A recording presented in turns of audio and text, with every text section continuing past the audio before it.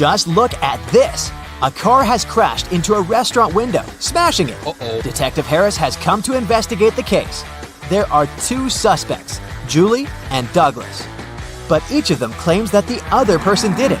Can you help the detective figure out who is lying?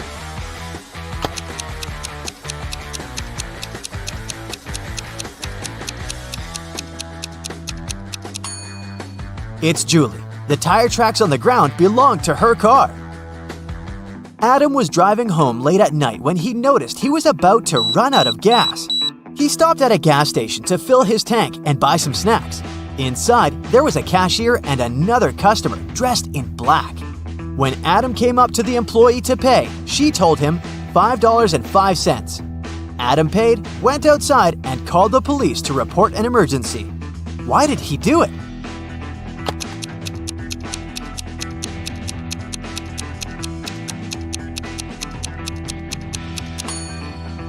The cash register showed $18.35, but the cashier said $5.05, which looks like SOS.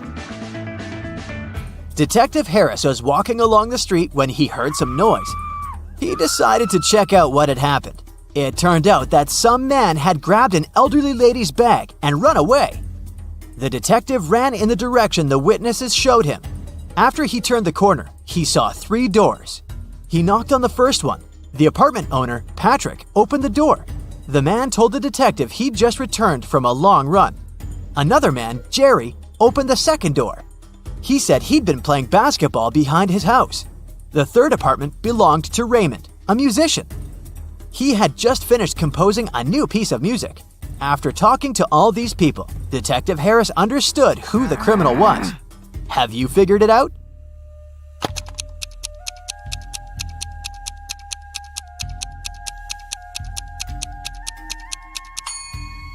The thief is Jerry. He claimed he'd been playing basketball, but he was holding a football while talking to the detective. Sarah and her sister Mary were doing some shopping. When they were leaving a grocery store, Sarah pointed at some young man and exclaimed, "Look, my nephew is over there!" Her sister replied, "Oh right, but it's not my nephew." How is it possible?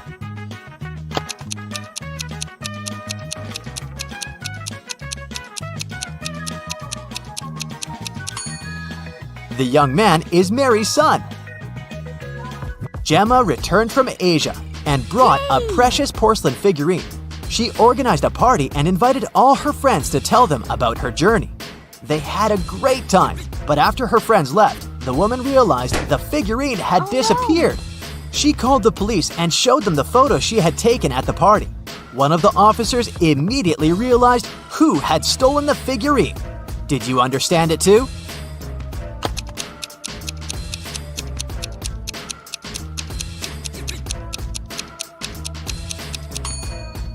It was this girl. She hid the figurine under her hat. At 9 a.m., Ethan got a call from his friend, an owner of a large business. The man said that a very important document had disappeared from his office. It had been on his desk the evening before, but now it was nowhere to be found. Ethan immediately came there to question his friend's employees. Soon, he had 3 suspects. Walter said he'd spent the previous evening at the movies. Joan had dinner with her friends, and Zachary visited an art gallery. It didn't take Ethan long to understand who was lying. Do you know it too?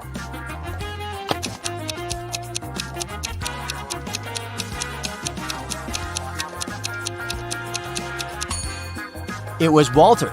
His ticket isn't torn. It means he didn't enter the movie theater. Now, look at these hands and try to figure out which person is married.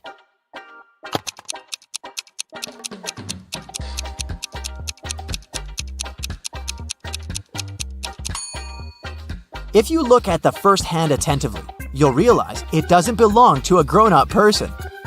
On the second hand, there is a mark left by a ring, but there's no ring itself. It must mean that the person is no longer married. On the third hand, there's no ring either, but it's the right hand, and we wear wedding rings on the left hand. So out of these 3, this person is most likely to be married. Okay, the next challenge is for you. Look at these 3 men. They're at the airport. Which of these guys is married?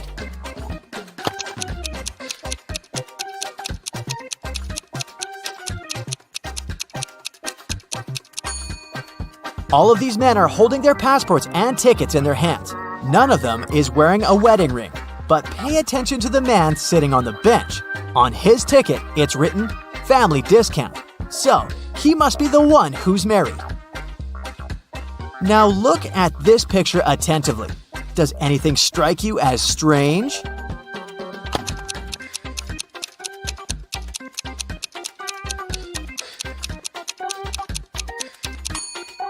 It's winter, but butterflies are flying around the snowman. Now, try to figure out what's wrong with this image.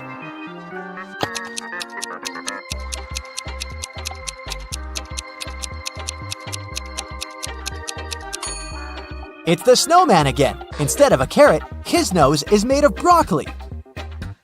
And the last image for you to analyze.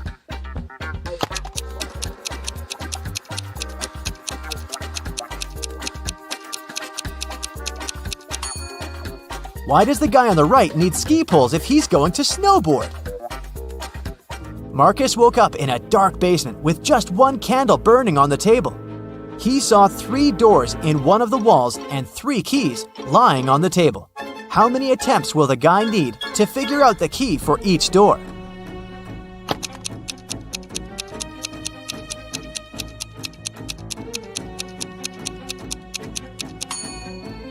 He'll need 6 attempts at the most, 3 of them for the first key, 2 attempts for the second key and 2 remaining doors, and just 1 attempt for the last key. But if Marcus is extremely lucky, he might need just 3 attempts. Alicia's mom asked the girl to do some grocery shopping. She gave her a shopping list and her bank card, but the woman knew her daughter was very absent-minded. That's why she gave Alicia a small note in case she forgot the card's PIN number. When the girl was at the register, she realized she had indeed forgotten the PIN. Alicia pulled the note out of her pocket and immediately remembered the code. Can you figure out what it was if the note had a fly, a cat, a person, and a snake drawn on it?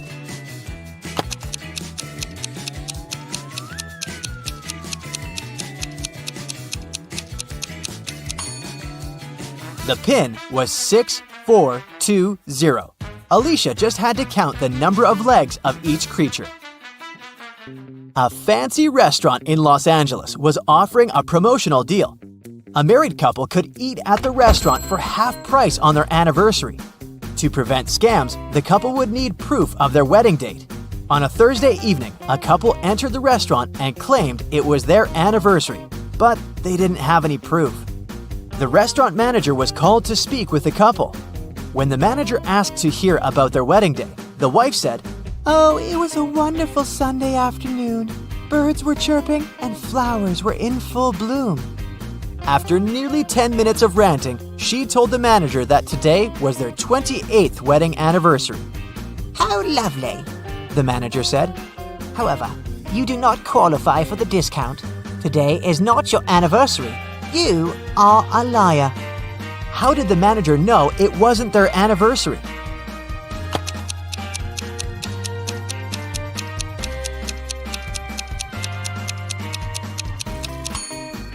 The calendar repeats itself every 28 years. So if they were married on a Sunday 28 years ago, the day they came to the restaurant would also have to be a Sunday. But since it was a Thursday, the manager knew they were lying. John called the police to report that his friend Mark had disappeared. He explained that 2 weeks earlier, he had offered Mark to live in his beach house in Miami. He wanted his friend to enjoy some summer heat, but when John returned from a half-month-long business trip to Chile, he found out that Mark was missing. The police listened to John's story and understood the man was lying. How did they figure it out?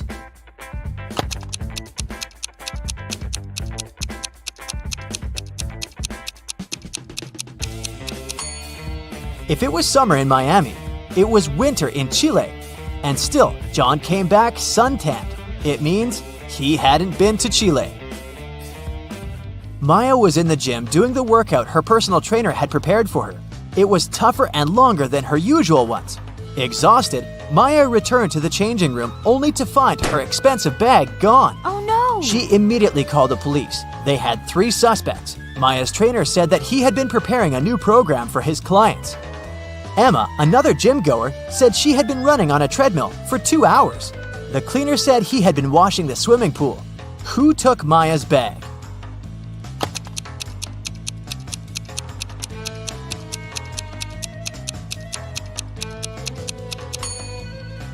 It was her trainer.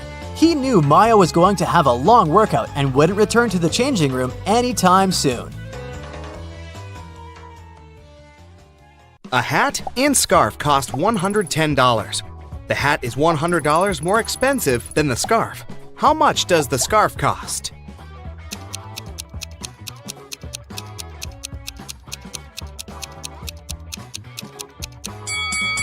$5. It means that the hat is $105, which is exactly $100 more than the scarf.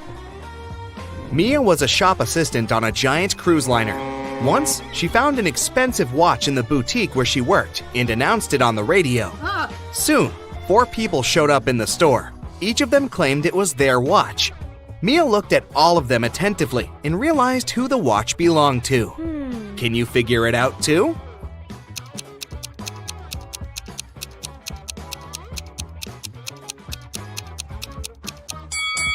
This man does have a watch tan line, but it's much bigger than the watch Mia found.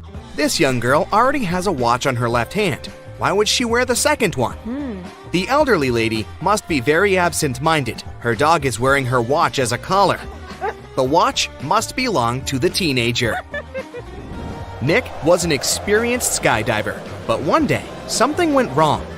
A strong gust of wind brought him to the forest. The man found himself among trees with no food or water.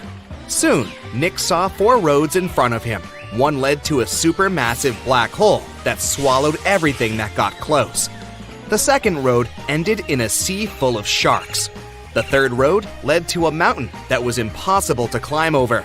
And the fourth road ended in a bottomless abyss. Which road should Nick take?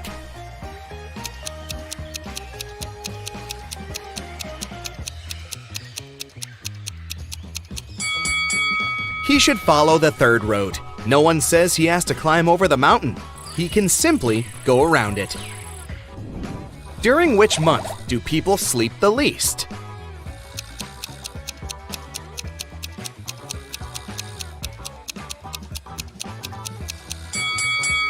During February. It only has 28, maximum 29 days. A man is on the run from the police after he stole 3 massive gold bars, 30 pounds each. At some point, he reaches a long bridge that can support only 260 pounds. The man weighs 200 pounds. How can he transport all 3 gold bars in one go?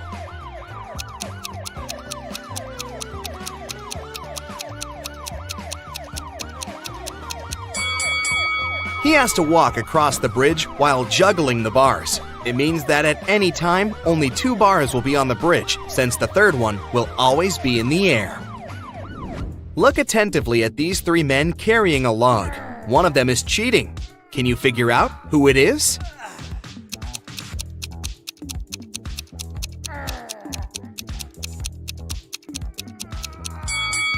It's the man in the middle. For one thing, he's wearing a suit, which is a strange choice of clothing for such a task.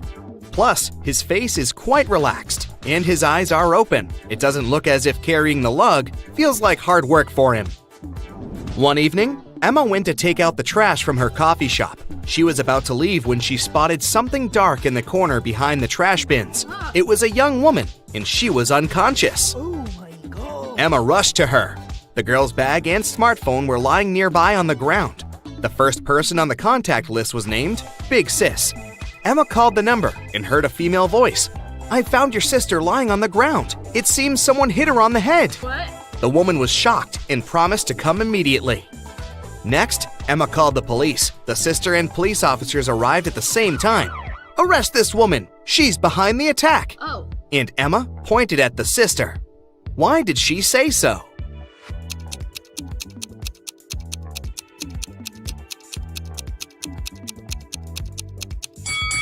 She didn't tell the sister where to come. How did she know the address? Oh. There are 4 cups on the counter, all of them upturned and hiding the same number of sweets underneath. Near each of the cups, there is a sign that says how many sweets are under it.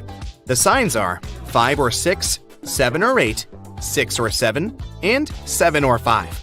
Only one of these signs is correct. How many sweets are there under each cup?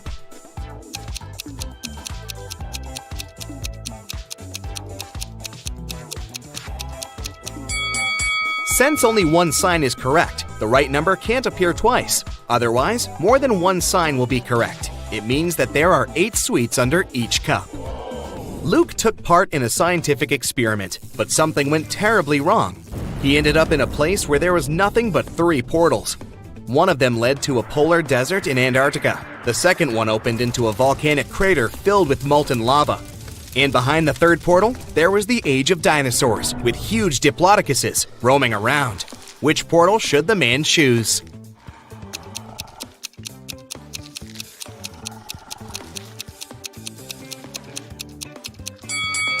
Luke would freeze in no time in a polar desert. Molten lava isn't even an option. But diplodocuses are totally harmless to people. They only eat plants. Look at the picture attentively and say which of these people is left-handed.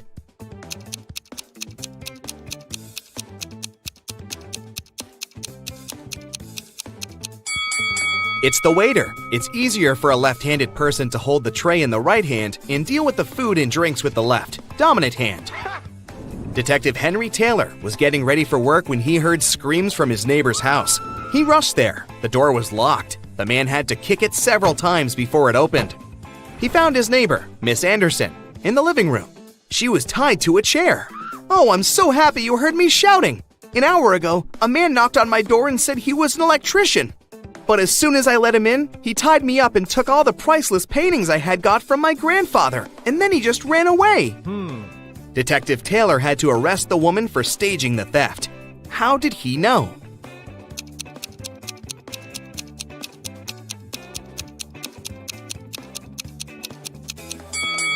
When he tried to get into the house, the door was latched from the inside. Who could do it if Miss Anderson was tied up and the thief supposedly ran out of the house in a hurry? You have 5 pieces of chain, and each of them is made up of 3 links. You have to make a long chain out of these 5 pieces. Welding an open link will cost you $3, and breaking a link open is $1. Can you make a long chain if you have only $15?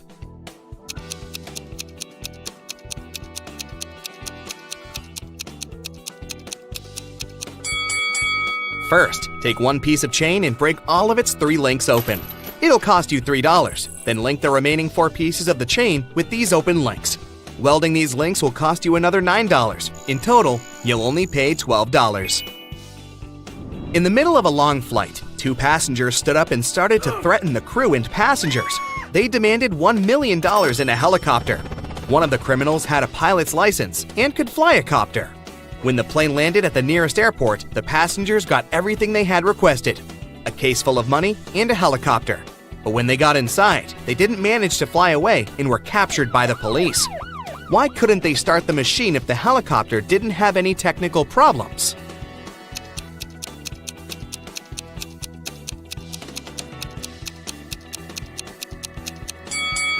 The helicopter was okay, but there was no fuel in its tank. Michael got lost when he was walking in the forest. After hours of wandering around, he finally saw a weird-looking house that seemed to be deserted. Still, the guy decided to try his luck and ask for directions. But when he entered the house, the door shut behind his back with a loud bang, and he heard a voice, "You've entered my home uninvited. You won't leave it easily." Oh no. After that, Michael found himself in a room with 3 doors. The voice told him that only one of those doors led to freedom. Behind the first door, there were starving wolves. The second door hid a furious werewolf. And behind the third door, there was a huge, raging campfire. Which door is safe?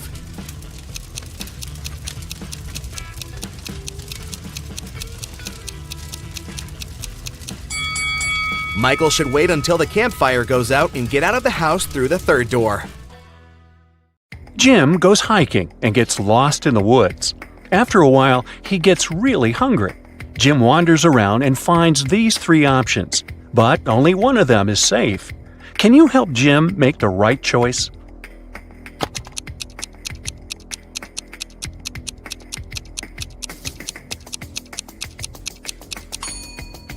All the footsteps are leading to this berry bush, but not a single animal walked away from it, so the berries are probably poisonous. There's a scorpion creeping around these delicious bananas, so Jim should choose the apple tree. Timmy is packing bags for a hike in the mountains. Can you sort out extra items?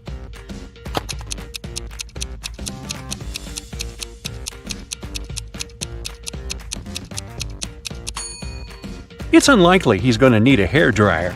Timmy's already taking a flashlight, and he probably won't have access to electricity.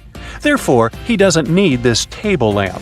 And finally, he shouldn't take this heavy silver cutlery. A frog is at the bottom of a well. The well is 30 feet deep. The frog climbs up 5 feet every day, but it slips back 4 feet every night. After how many days will the frog be free?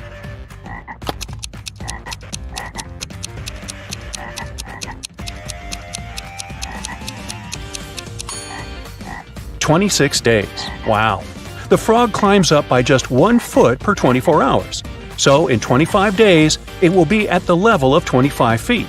And on the 26th day, it will make the final 5 feet jump and get out of the well." Billy here wakes up in a creepy cave and finds 4 tunnels leading outside. He only has one chance to escape. There's a hungry tiger inside the first tunnel. The second tunnel is filled with dust and spider webs. Yuck! There's a water-filled tank with sharks inside the third tunnel. And the fourth tunnel is full of venomous snakes. Which tunnel is more or less safe to enter?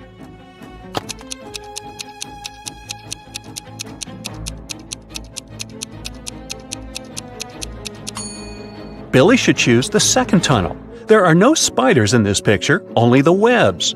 Crawling through them might be unpleasant, but at least he'll stay safe. 3 tourists go hiking and get into trouble. Surprise, surprise. Can you guess who has more chances to survive?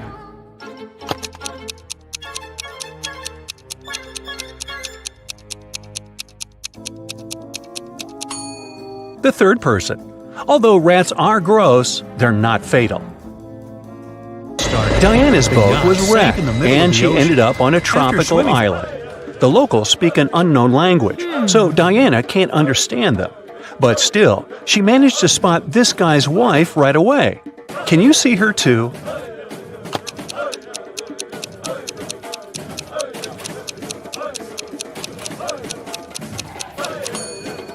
It's the third lady. They have similar tattoos. Wendy is walking in the woods and falls into the trap of evil elves. She offers their king a deal. "If I write your exact age on a piece of paper, you'll let me go." The king agrees and gives Wendy a piece of paper and a pen. In a minute, he lets her go. How did she do it?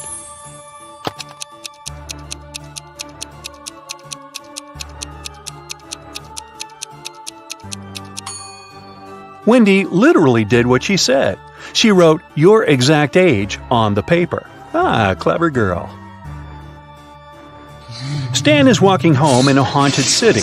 He finds a nice spot to shoot a TikTok. But unfortunately, he falls into a basement. Stan looks around and finds 4 doors out. There's a hungry dragon behind the first door. The second way is filled with intense fire. There's a desert filled with hungry piranhas behind the third door. And venomous snakes are waiting behind the fourth door. Which way is the safest?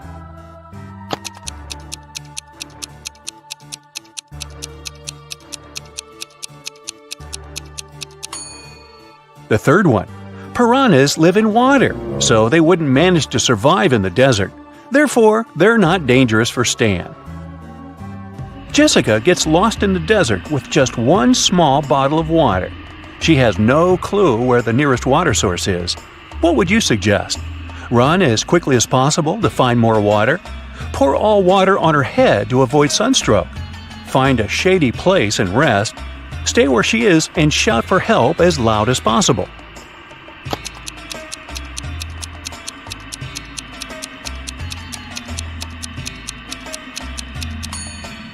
The third option is the best.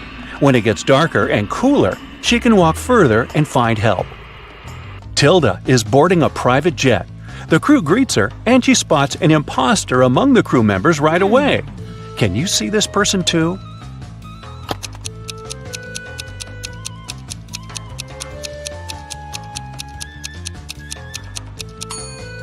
The pilot is wearing a badge with a female face and name on it.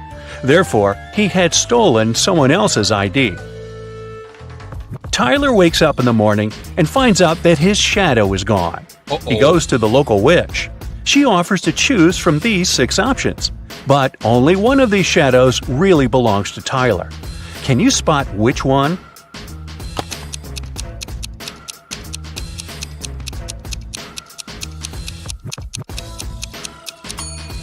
Only the first shadow fits perfectly.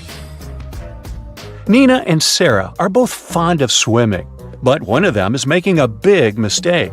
Can you guess who?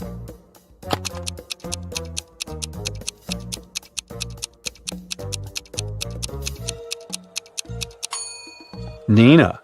The sign says that the water in this river contains toxic waste. Meanwhile, Sarah can easily surf in large waves. Kyle and Betty go to a remote village to spend a romantic weekend. They see a cute little farm on the way and buy some pomegranates. They go on a picnic and enjoy the fruits. Each of them eats half of the pomegranate. In 10 minutes, Kyle gets very sick. Betty takes him to the hospital. Doctors check everything and come to the conclusion the pomegranate was poisoned. Kyle and Betty ate the same food and drank the same drinks all day. How is it possible that Betty still feels well?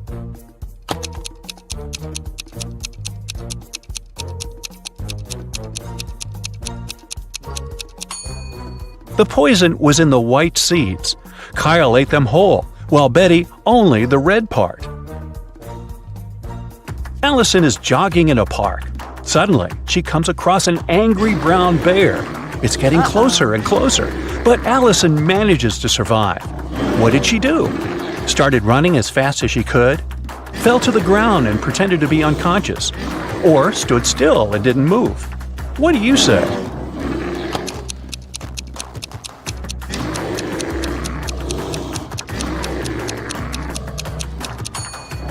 Usually, brown bears only attack people when they're surprised or feel threatened. Allison fell to the ground, and the bear didn't consider her dangerous. Peter is hiking in the middle of nowhere. Suddenly, he sees a mountain tiger in the distance. He's trying not to panic and begins to look for a place to hide. There are 3 possible options, but only one of them is more or less safe. Can you help him make the right choice?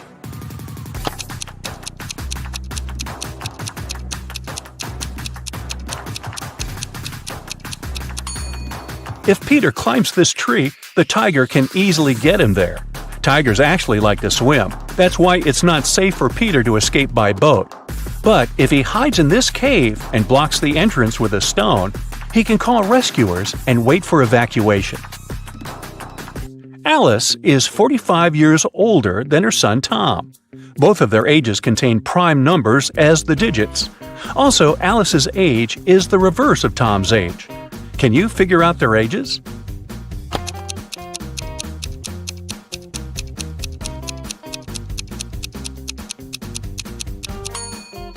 The only single-digit prime numbers are 2, 3, 5, and 7. Here's a list of possible age combinations: 32 and 23, 52 and 25, 73 and 37, 53 and 35, 75 and 57. 72 and 27, but only the last combination meets the first requirement.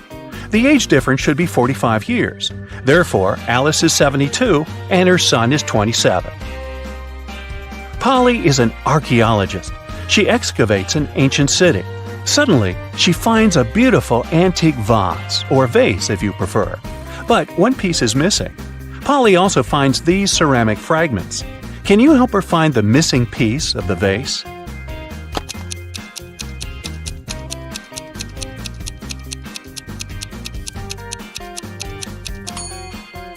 The 4th fragment fits perfectly.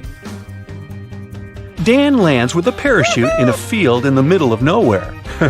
Been there, done that. He finds the nearest bus station to get back to the city, but only one of these 4 buses will arrive at the station. Can you guess which one?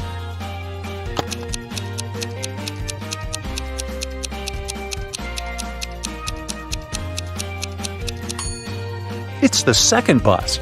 You can crack this maze much easier if you start drawing from the final destination.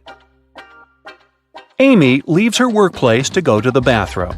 She returns and finds out that someone had stolen all the cash from her wallet. Amy checks the wallet's surface for fingerprints, but she only finds her own. The next day, Amy questions 3 of her coworkers. Mike says, "Sorry, I've been out for lunch when the robbery took place." Oliver says, "I've been feeling sick all morning, so I went home early." And Will says, "I've been having a conference call with their clients." Can you spot the thief?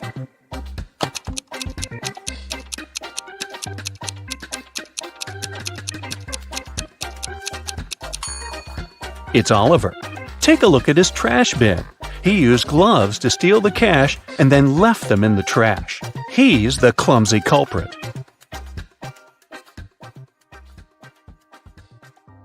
Mr. Riddle is an old-fashioned aristocrat. He invites a landscape designer, Bella, to do his chic country mansion. Okay. He says, "Your task is to plant 7 trees. I will triple your paycheck if you find a way to plant exactly 6 rows of trees in a straight line. Also, each row should have 3 trees in particular." Do you have any idea how Bella can accomplish this task?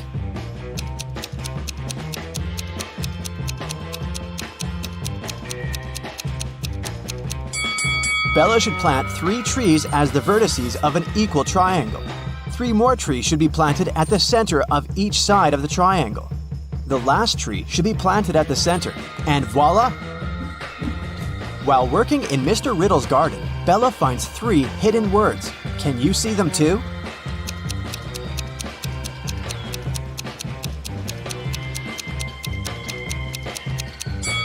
There are 3 hidden words here: tree, farm, and plant.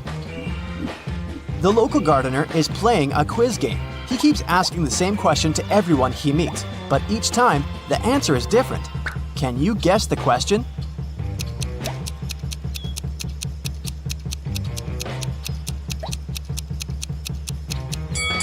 The question that the gardener asks is, "What's the time?" Later that night, Bella is heading to the local nightclub. On the way, she spots 3 mistakes in the picture below. Can you see them too?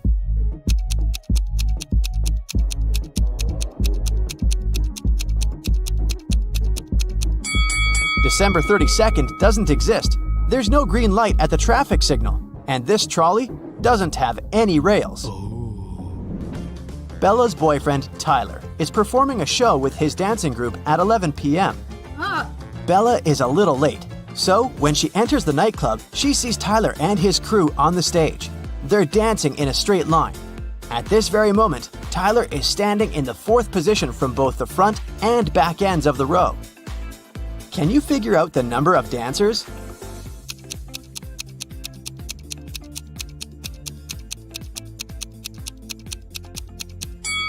There are 7 people in Tyler's dancing group, including himself. Tyler was the 4th from both ends, which means 3 dancers were at the front and at the back. After the performance, Bella is wandering around the club and sees these 2 guys in the VIP section. Can you tell who's fake?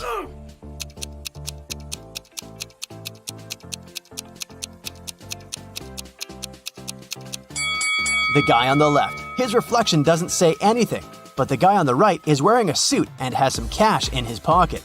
So he's probably just having a bad day. The next day, Bella receives an invitation to have dinner with Mr. Riddle.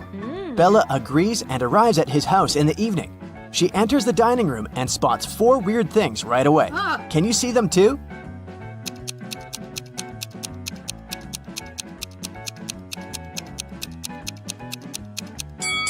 This candle has a purple flame. Someone is peeping through the eyes in this portrait. This fireplace burns without any wood. And finally, both hands of Mr. Riddle are left.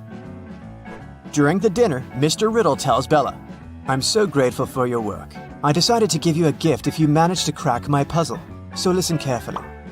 I can be broken, even if you never pick me up or touch me. What am I? Can you help Bella solve this mystery?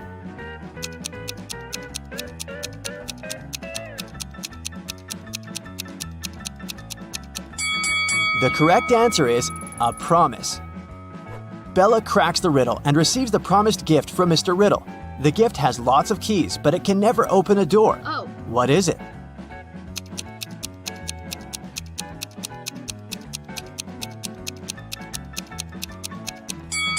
The correct answer is a piano. Bella enters Mr. Riddle's library. Suddenly, he locks the door.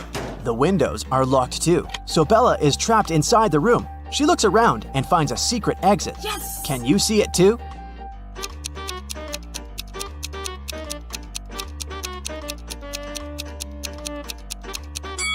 Take a look at the floor. There's a door to the basement hidden under the carpet. In the basement, Bella finds a door that leads outside, but it's locked and requires a 5-digit password. Do you have any idea how to open it?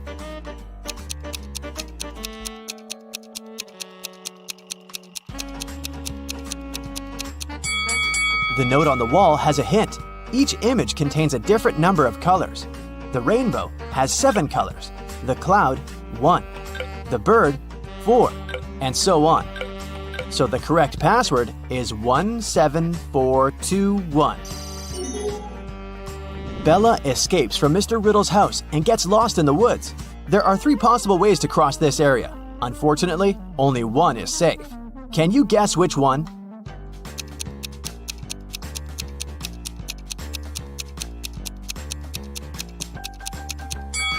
Bella should pick the second path to survive. Bella arrives at the nearest village in the mountains. Hello. She enters the local diner to call the police, but she regrets her decision as soon as she gets inside. Ah. Why?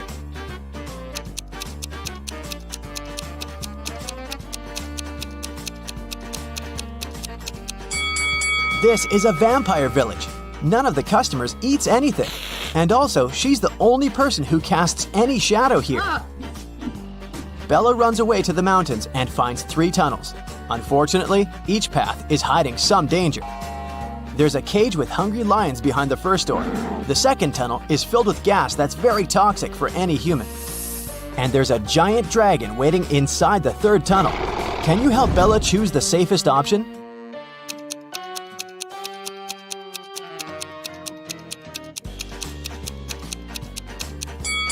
Bella should choose the first tunnel.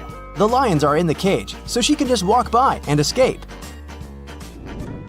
Now Bella needs to cross a fast-flowing mountain river by jumping from stone to stone. She struggles with choosing the last step. Can you help her?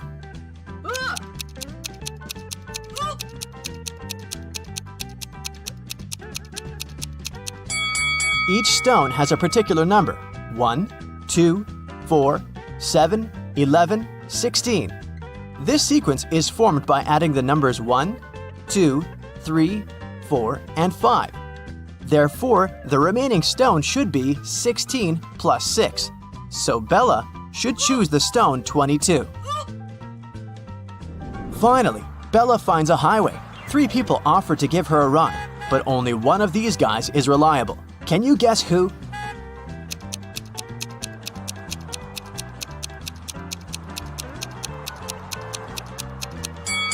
The second guy's car has no license plate and it's been painted recently, so the car is probably stolen. Take a closer look at the third guy's hand. He's a zombie, so Bella should choose the first guy. Bella arrives home and finds out that someone had robbed her apartment. She calls the police and questions 3 neighbors. Ryan says, "I think I heard weird noises from your apartment 2 hours ago, but I thought it was your TV." Peter says, I noticed a suspicious delivery guy near your door about an hour ago when I was taking out the trash. and Emma says, I've just arrived from my business trip in London. I don't know what happened here. "Who's lying?"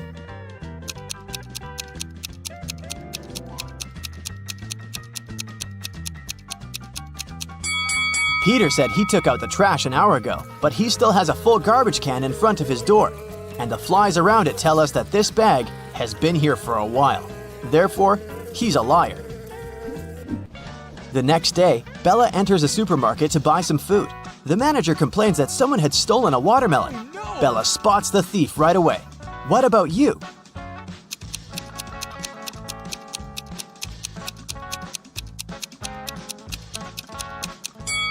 This fake basketball player is the thief. The ball shouldn't have any zip. Bella is walking down the street. She passes by 3 guys who are busy washing their cars. In a while, Bella realizes that her wallet is gone. She returns to the guys and asks, "Has anyone seen my wallet?" All 3 guys answer no, but one of them is a thief. Can you guess who?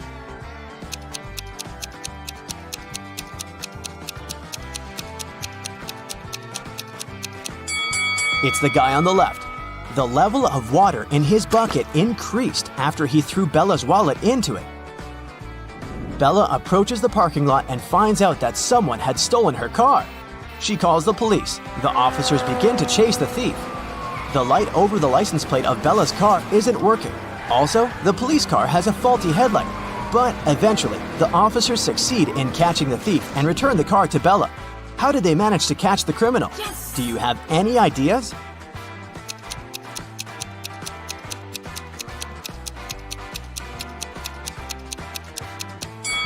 It was daytime, therefore they didn't need any headlights or lights over the license plate. Bella comes home and opens her fridge to grab some snacks. Right away, she begins to yell at her boyfriend. "Tyler, you ate my food again!" Tyler replies, "No, I didn't." Can you guess who's lying by looking at these 2 pictures?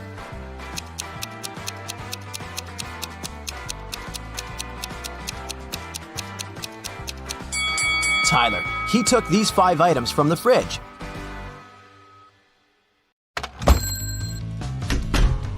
A rich lady booked into one of the best hotels in the city. When she got her key, she noticed that her bags had been stolen. Oh no! The police interrogated 3 main suspects. Mr. Kramer said, "I'm going to see my friends now. I've spent the day in my room." Mrs. Harrelson said, "I wouldn't steal anything. I'm rich." Mr. Scott said, "I've been walking my dog and have just returned. I know nothing about it." Who is the criminal?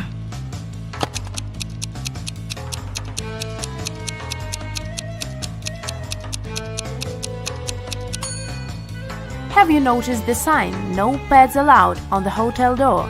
This hotel has a no pets policy, so Mr. Scott couldn't walk his dog. They wouldn't have checked him in with one. Riley is studying abroad and has a boyfriend her family doesn't know about. Her parents don't approve of dating until she graduates. Riley spent the semester break with her boyfriend on his family's farm, but she told her parents that she had been in New York with her friends. When her mother asked for photos, Riley photoshopped herself into one of her friend's photos. When her mom saw the photos, she understood that Riley had lied. How?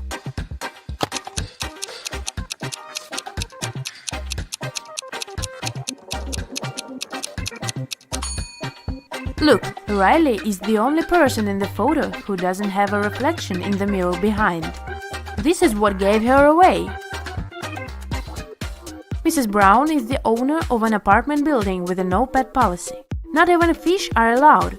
One night she hears a dog barking on the floor above her apartment. The next day she inspects 2 apartments upstairs. In which apartment does the dog live?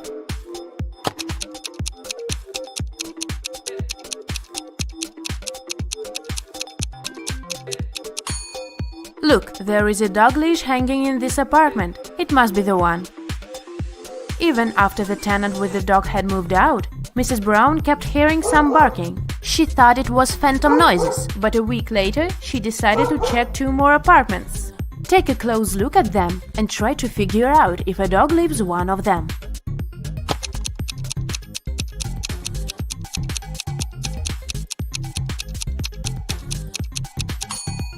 Yes, a dog lives in this apartment. Look, there is a dog hair all over the bed.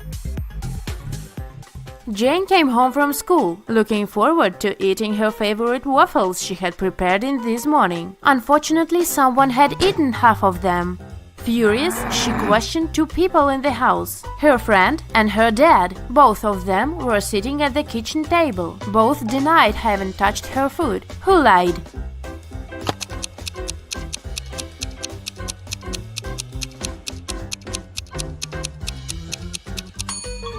Her father lied. Look, there are waffle crumbs in his mustache. Alice participated in a game show and she won 3 exclusive gifts: a Dolce & Gabbana wallet, a backpack from Dior, and a Tesla. But here is a catch. She is to pick her presents herself by choosing between the original and a replica. Can you help her pick the correct prizes? Here are 2 Dolce & Gabbana wallets. One of them is the original and the other is a replica. Which one should Alice choose?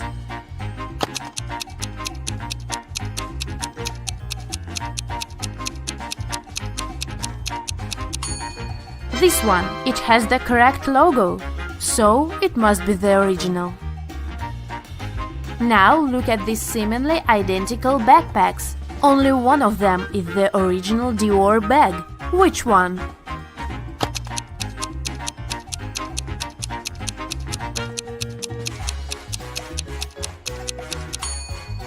This one. This logo is correct. And finally, the car. Let's see if you remember the Tesla logo.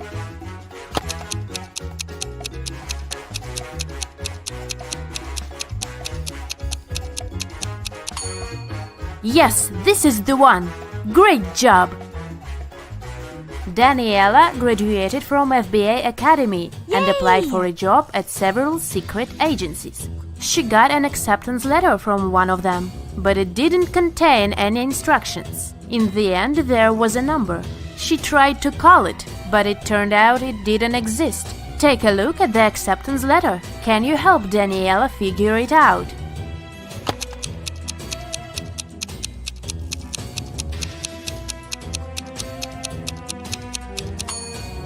It's a secret message, of course, and figuring it out is one of the tasks. Daniela should pay attention to the highlighted words. Then, from each of them, she should take the letter that corresponds with the number at the bottom of the page. If she does it, she'll see Small Lake at 11. Daniela got the job, and now she's on her first case. Amelia's cat was stolen, and she asked Daniela to find it. Daniela paid a visit to several neighbors and questioned them. Jake said, "I have 2 dogs. I wouldn't steal a cat." Mike said, "I don't like animals, so I'd never get a pet." And Jessica said, "I'm not even allowed to have pets in this apartment." Who stole Amelia's cat?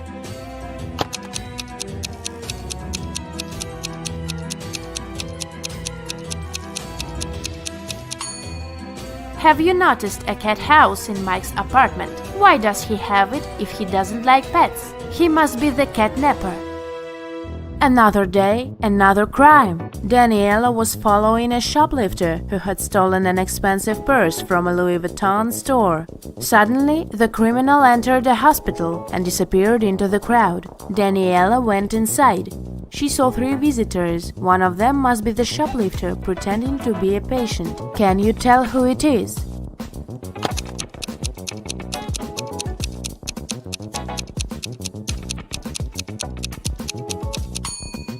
It must be this woman. That young woman is pregnant, and this one is wearing high heels, so she wouldn't have been able to run fast. On Monday morning, a big sum of money went missing from the accountant's safe, and Daniela arrived to investigate. She had 3 suspects. John said, "I was in my office all morning because I needed to do some urgent work." Elizabeth said, "I was drinking my morning coffee in the cafeteria and answering emails." And Julia said, "I was in my office finishing some tasks I didn't have time to do yesterday." Who should be Daniela's main suspect?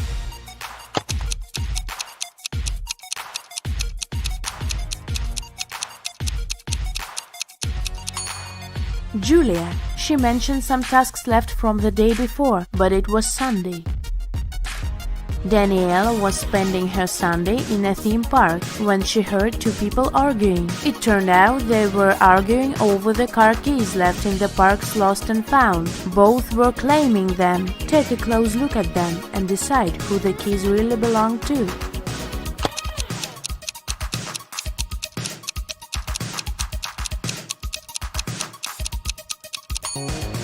The guy is blind, so the car keys must belong to this woman. Danielle stayed in the park and she had to crack some more cases that day. She needs your help, so have a look. Another lost and found item is this iPhone. Who do you think it belongs to?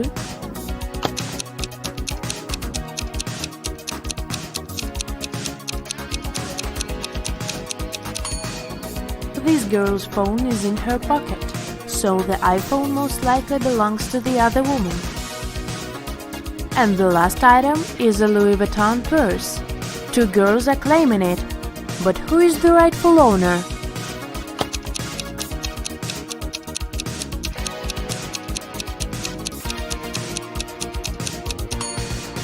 Look, the purse has a keychain with the name Ella. It's the name of the girl on the right.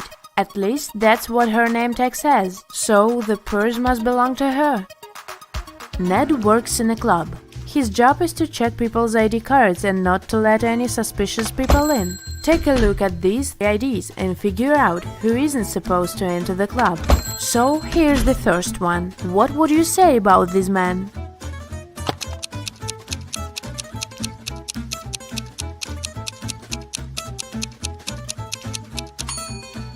Don't let him in. The man was born on the 3rd of February, but this date doesn't even exist. It must be a fake ID. Okay, here's the next candidate. What's your verdict?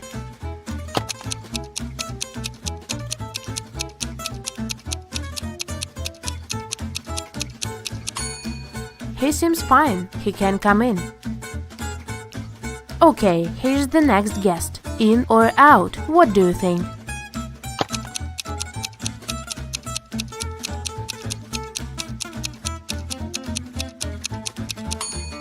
She seems fine for me. Okay, next. Look, what is your decision regarding this one?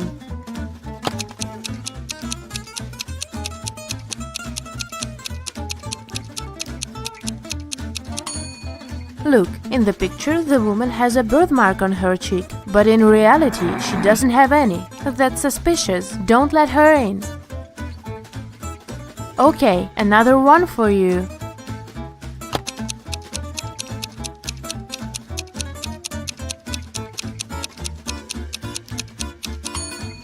Look, the city isn't specified here. It just says Nevada. It's not what other IDs look like. So this one must be fake. I wouldn't let her in. And what about this girl? Would you let her in?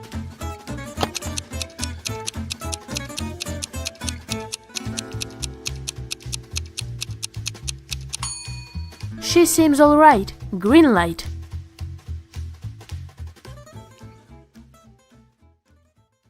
Rachel called the police early in the morning. When they arrived, she told the officers her story. I work in a museum. Yesterday, I took home several ancient books. I wanted to do some research, but then a blackout happened. I lit a couple of candles and continued my work.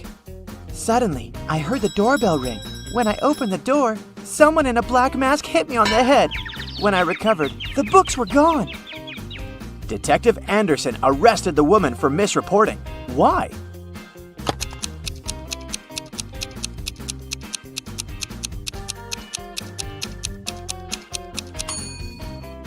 If there had been a blackout, the doorbell wouldn't have been working. After a bank had been robbed, the police found a bag with money in the park. It was lying among cacti. The police officers arrested 3 suspects. It didn't take long to figure out who the bank robber was. Do you know who it is?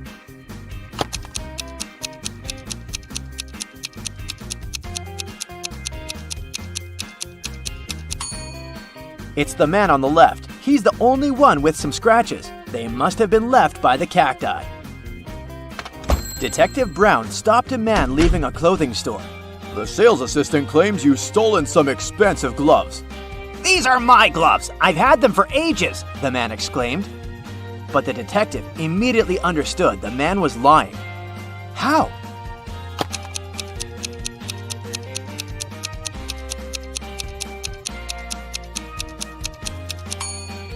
The man wouldn't be able to use these gloves. They're both for the same hand. A family with 2 teenagers went on vacation to the seaside. They lived in a small bungalow almost right on the beach. Everything was great at first, but 2 days after their arrival, their younger son went missing. The police had 4 suspects. They invited the guy's family to look at them. Maybe they could recognize someone. The teenager's mother didn't need more than a glance before she knew who was behind her son's disappearance. Who was it?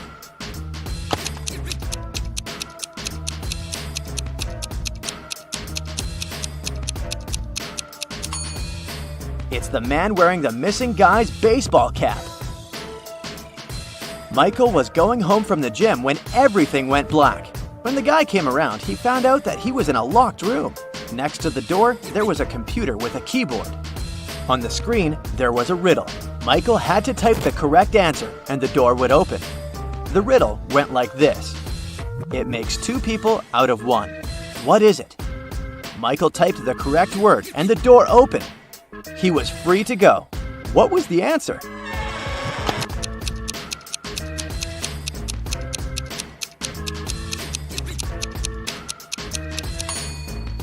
It's a mirror. Police detective Thomas Davis was walking along the street on a winter evening. Suddenly, he saw a person in a black mask sneaking out of a house through the window. They were carrying 2 large bags. The detective realized it was a burglar. He ran after the stranger, but they turned the corner and disappeared. Thomas understood that the criminal had hidden in one of these houses. But which one?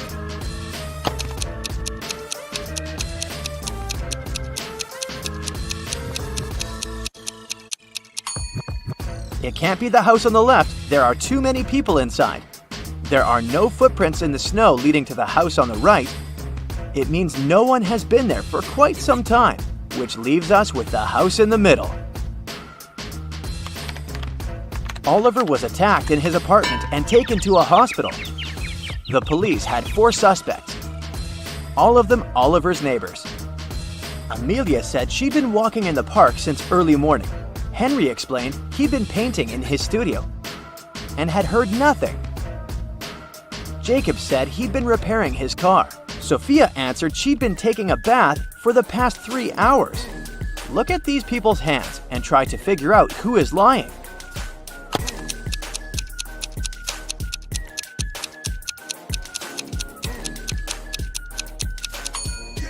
It's a bit strange that Jacob, who'd been repairing his car, and Henry, who'd been painting, both have such clean hands. But they could have been wearing gloves. At the same time, Sophia's hands and fingers aren't wrinkled.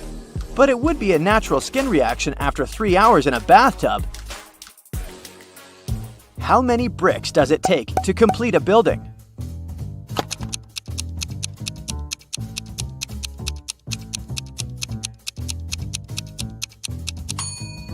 Just 1. It will be the last one.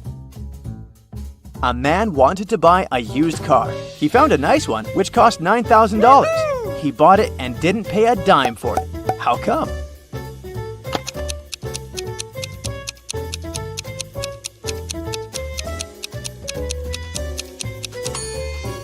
When paying $9,000, you don't need to spend dimes. Now let's check your math skills. How can you write 45 using only the number 4?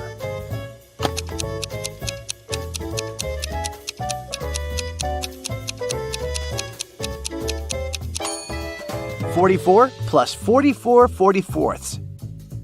Nathan sneaked out of the house late in the evening to meet his girlfriend. The teenager thought he was extremely careful and quiet, but his whole family knew about his plan. They were aware that the guy would return at midnight. They decided to make a bet. The one who would see Nathan first when the guy started climbing the fence would be the winner. No chores for them for 1 week. Not to fall asleep, Nathan's dad switched on the TV. The teen's grandfather settled in the living room and started to read a book. The grandmother went to the kitchen to make pizza. and Nathan's mom went to her room, sat down on the floor, and started meditating. Who's going to be the first to spot Nathan when the time comes?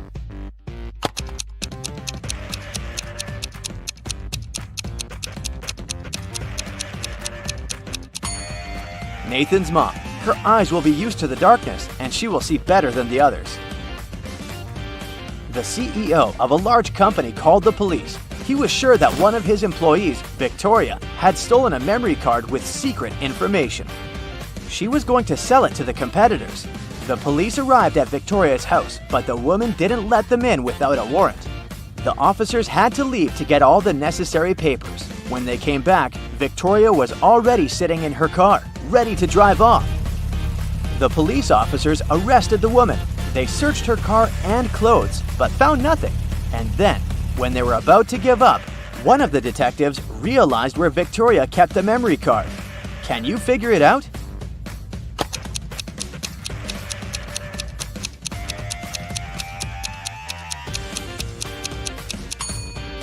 When the police first came to her, the woman had her hair down, but after that, Victoria changed her hairstyle.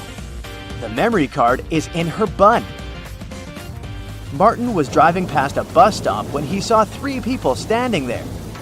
One of them was Monica, a woman he had a crush on. Martin also spotted Sam, his friend, and an elderly lady who looked like she was freezing. Unfortunately, Martin had a 2-seater car. What should he do?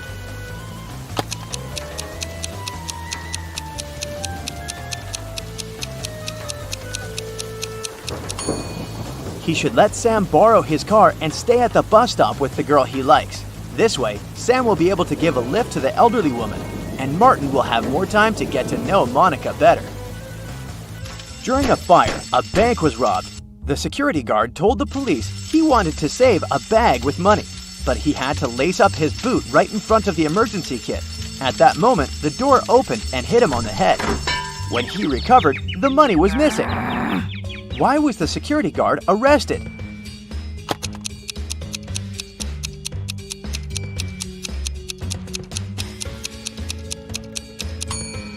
All emergency doors open outward.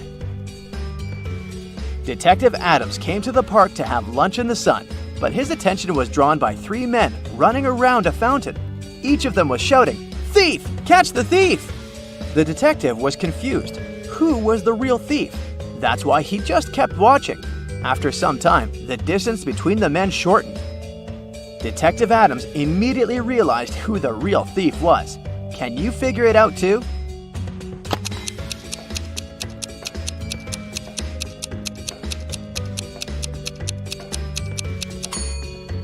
If the third man was the thief, the second one would only have to turn around to catch him. The same goes for the second man, which means the man running in first is the criminal. Someone robbed a bank in a large city. A police detective went to visit the main suspect. "I've been feeling unwell all this week, and I haven't left my apartment for 3 days. I didn't even need food. My fridge is full. You can make sure yourself," the suspect said, and indeed opened his fridge. But the detective realized the man was lying and arrested him. How did he figure it out?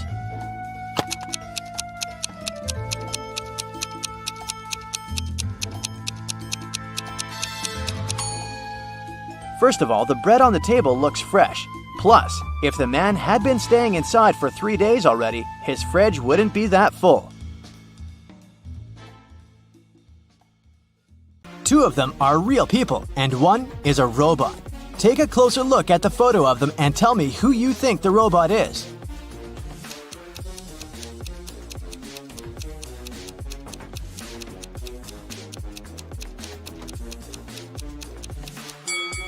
It must be this guy. Take a look at the footprints each of them left. This guy's footprints are actually wheel prints, which is not very common for a real human. Amanda and her mom are participating in a game show. It's the final round, and Amanda's task is to figure out which of these 2 women is her mom. Both women are wearing masks, so Amanda cannot see their faces.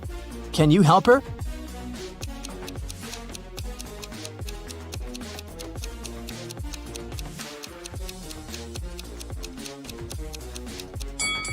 Pay attention to the woman's hair color. Amanda is redheaded, This woman has red hair too, so I'd bet it's her mom. In any case, Amanda must know what color her mom's hair is, so she's safe here. Local police got information that their little town had been invaded. Officers started walking around asking for people's ID cards. I'll show them to you one by one, and you must decide who looks suspicious. For example, this one. What's your verdict?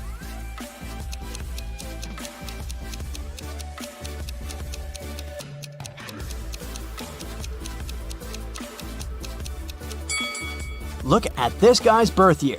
No, it's definitely not a real ID. Here's another one. What can you say about this lady?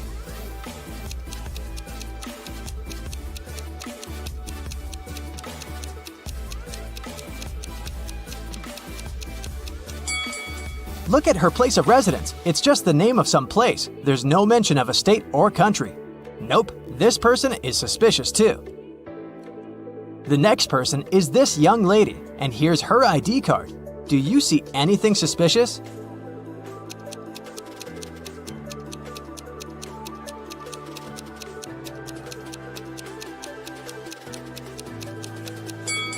She seems fine to me. I'd let her go. Another one. What about this person?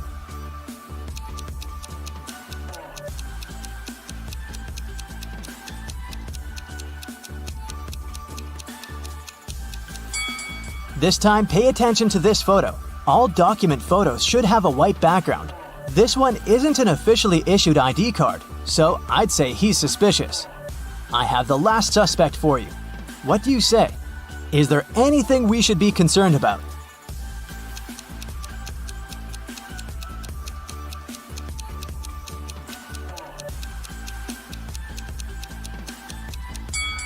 No, he's okay. Let him go.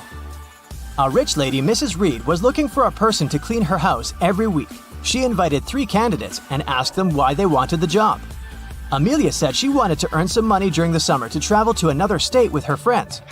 Colton said his mother forced him to do something in the summer so that he didn't play video games all day long. Danica said she was totally broke and needed money to survive. When they left, Mrs. Reed saw that her diamond necklace was missing. She guessed that one of the candidates had stolen it, so she invited them again. Take a look at them and figure out who the thief is.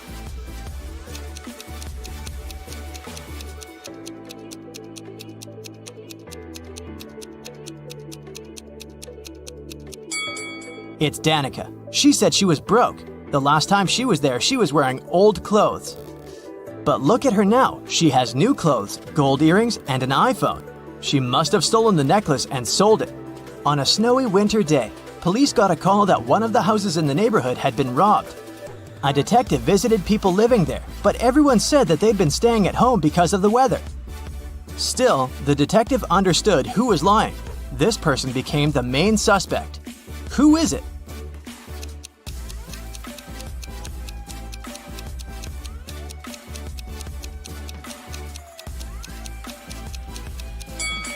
It must be the person living in this house. He said he'd been staying at home, but he obviously parked his car after the snow had already built up on the driveway. So, the car was away for a while. Why would he lie? Another day, another crime. Mr. Spencer, a businessman, was robbed. He said he'd had a heavy safe full of cash in his bedroom.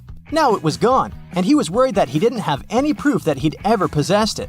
Still, a detective said that he believed the man and asked for details. How did the detective know the businessman wasn't a liar?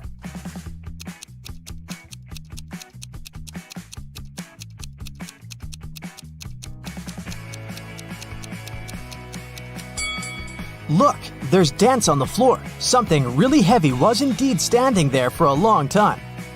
There was another robbery in a small town.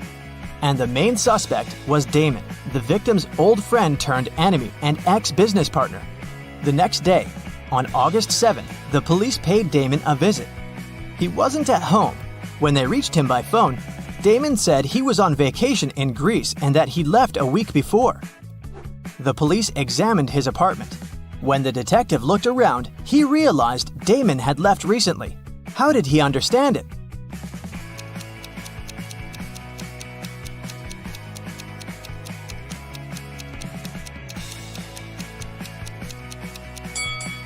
Look at the calendar on the wall. It says August 6th, which is the day of the crime.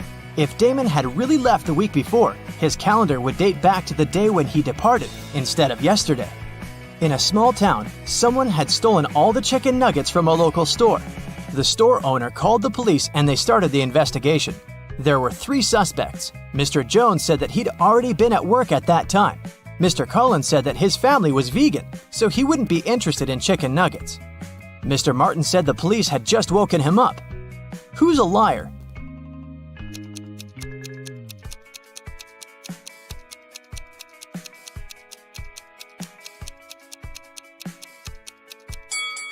The thief is Mr. Collins. He said his family was vegan, but look, they keep chickens. That's suspicious.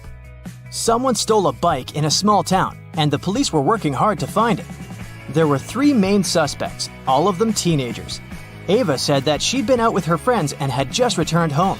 Brian said that his mom had made him paint a fence, and that's what he'd been doing. Caleb said he'd been playing with his brother in the garden. Who lied?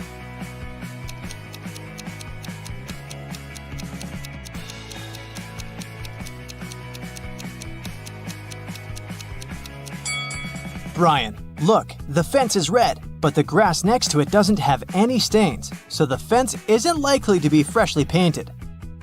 Aiko and Della were sisters. Aiko was broke. She asked Della to lend her some money, but Della refused. Several minutes later, Della went downstairs, and Aiko noticed there was a $20 bill on Della's desk, so she took it, with an intention to return it 1 week later. When Della came back and asked where the bill was, Aiko said that a gust of wind had suddenly blown inside and the bill had flown out the window. Della didn't believe her and asked her to give the money back. How did Della realize it was a lie?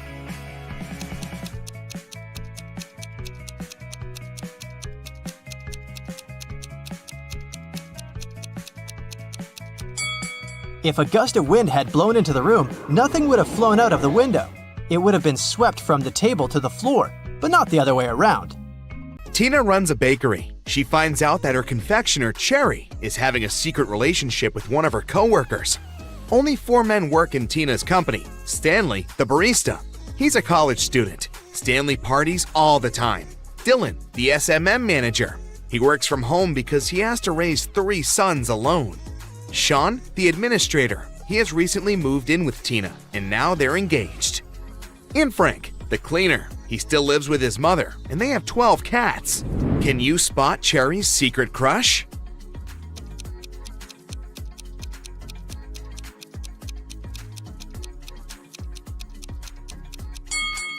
It's Dylan. There's a mug with Cherry's name on his table. It also has her lipstick marks.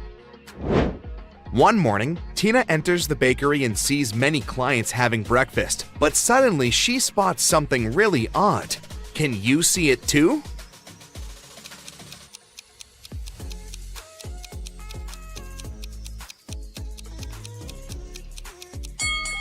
This guy's laptop is upside down. Tina believes that her employee Stanley is not very smart. She decides to challenge his intellect.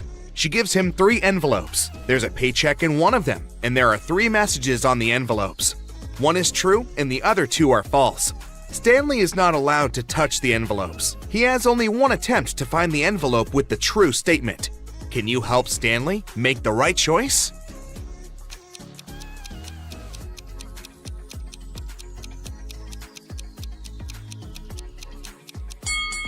The 3rd statement is true. Tina goes to the storage room to check the food supply. She spots something creepy and freaks out. Can you see it too?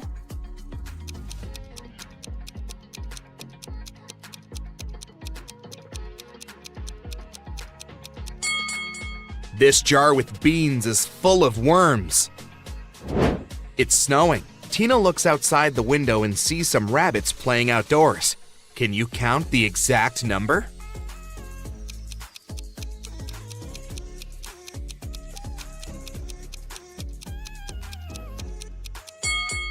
The correct answer is 20. This one is just a toy.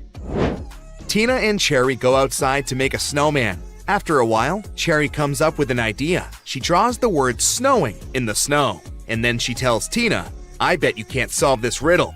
Cross out one letter at a time and make as many words as you can. Tina accepts this challenge. She takes a stick and crosses out N, turning the word into sewing. She goes on until she makes 6 words. What words did Tina make?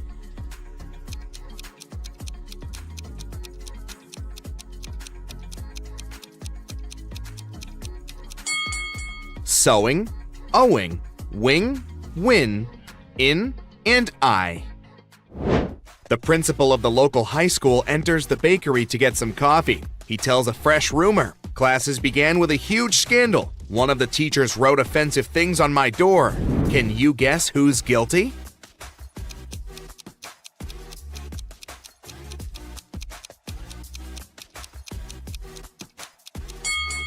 It was this lady. Take a closer look. She's hiding a blue marker in her hair bun. On Monday, Frank cleans the bakery's broom closet and sends a picture to Tina. But on Tuesday, when Tina enters the broom closet, she spots some differences. Can you see them too?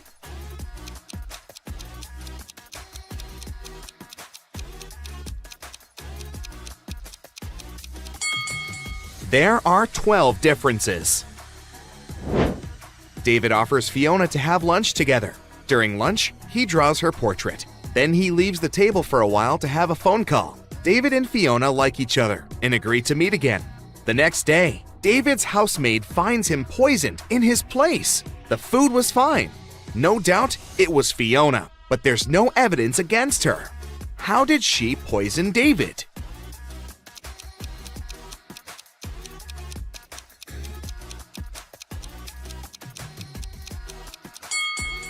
Fiona smeared poison on the top of his pencil. He often put it into his mouth.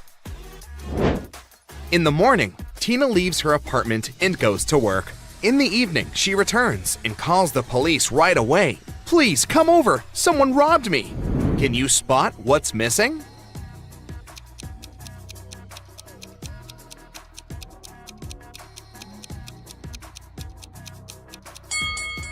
The robber took these boxes, some books, and a photo frame.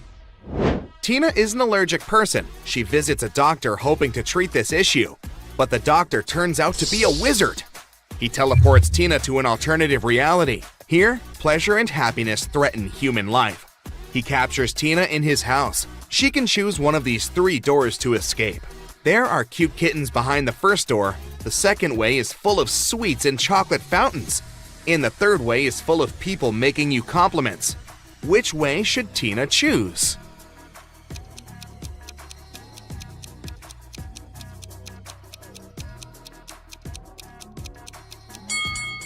She's allergic and won't be happy about cats, so the third way is the safest for her.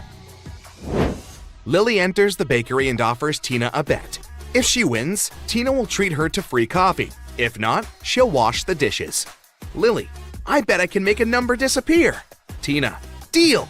In a few seconds, Tina had to admit her loss and make free coffee for Lily.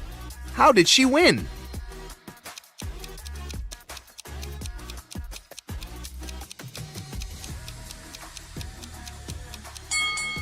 Lily put G before 1, and now it's gone. Tina receives an anonymous message. One private investigator is about to give away a flash drive with secret information to a client. It will happen in your bakery. This lady seems very suspicious. Tina is watching her. When the lady returns from the bathroom, Tina knows for sure that she's a private investigator. How did she guess?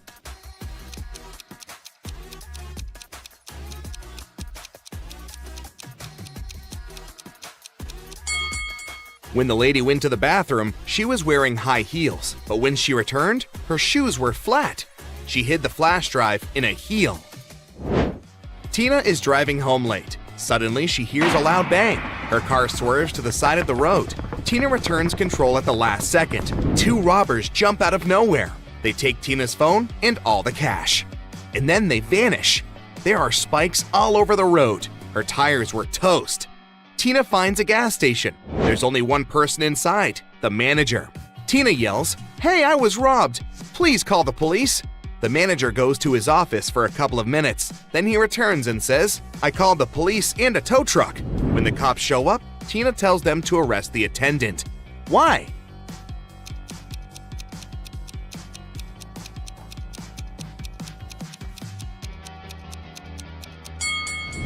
Tina said she'd got robbed, but she never mentioned her car. The gas station guy knew too much. Tina goes to a cooking workshop and takes the chef's pictures. Can you spot any differences between these photos?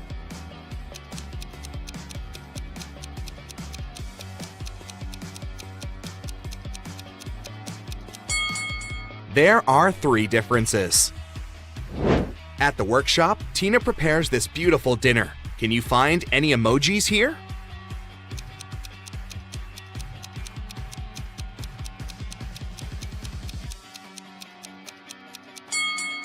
Here they are. Tina enters her bakery. There's an imposter among the clients. Can you help her find this person?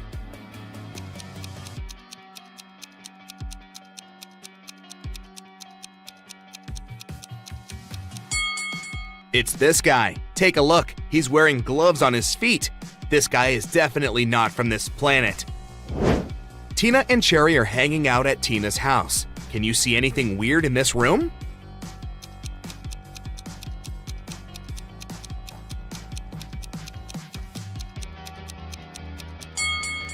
This hourglass runs upside down.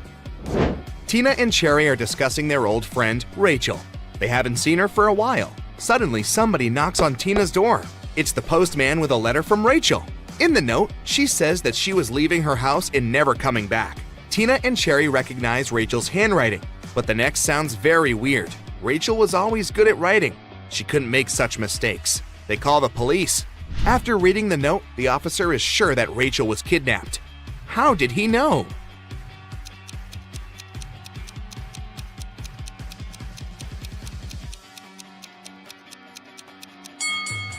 Take the first letter of each word and you'll get, "Help me, please." The next morning, Tina calls Frank and complains. Someone broke the coffee machine, crushed mugs, and took all the cash. Tina questions 3 suspects. Cherry says, "Yesterday I had an appointment at the dental clinic, so I left earlier." Sean says, "I left the bakery in the afternoon because I had a business meeting downtown. They can confirm my words." And Stanley says, "Yesterday I had a day off to prepare for my college test. I spent all day in the library." Who's guilty?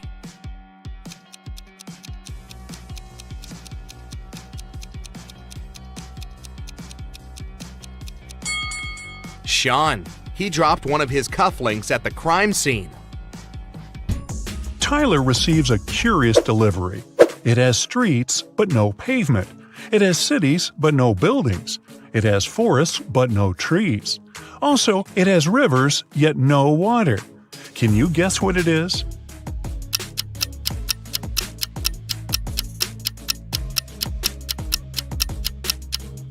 It's a map. There are 3 bakeries in the park. Wendy has exactly $100 and she needs to buy 100 cupcakes. She must spend the money entirely. Also, Wendy must buy at least 1 cupcake from each bakery. The first shop is selling each cupcake at 5 cents. The second one is selling them at $1, and the third at $5. How many cupcakes should Wendy buy from each bakery?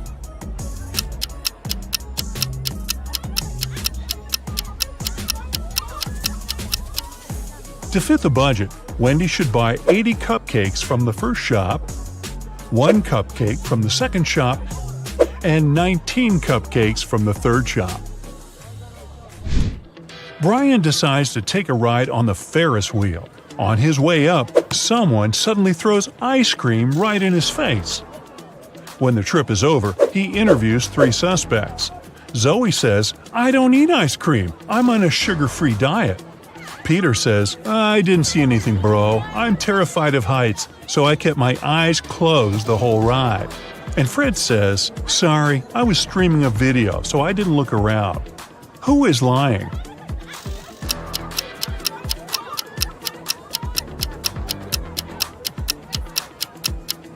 Peter. If he's terribly afraid of heights, why would he ride the Ferris wheel? Brian is wandering around the park.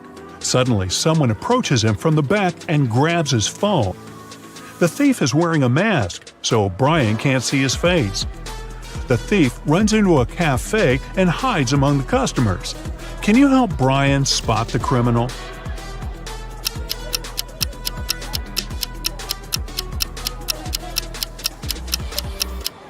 It's this woman. She's hiding Brian's wallet in the menu. Tyler is walking down the street after a long work day. Suddenly, he pushes this lady. Can you guess why?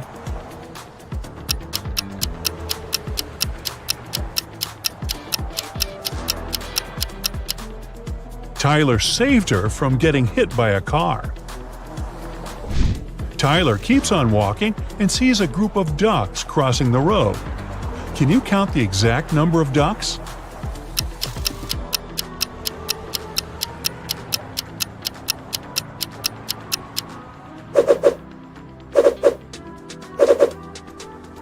$16. Tyler enters a jewelry shop where his girlfriend Mary works as a saleswoman. Unfortunately, he finds her unconscious on the floor. He calls doctors immediately. They figure out that Mary was poisoned. Tyler questions 3 witnesses. The cleaning lady says, "I was cleaning silver jewelry in the storage room." The guard said, "I was having a lunch break outdoors and talking with my friend." And the boss says, "I had a business meeting in another part of the city." Can you help Tyler figure out who poisoned Mary?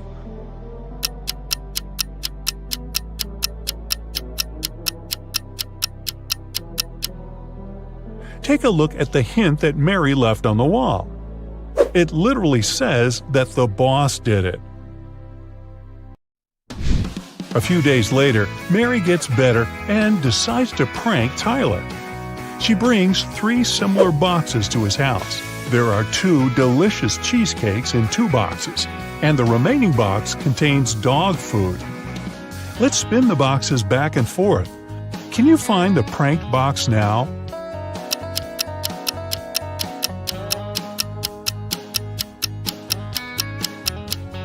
Aha! The second one.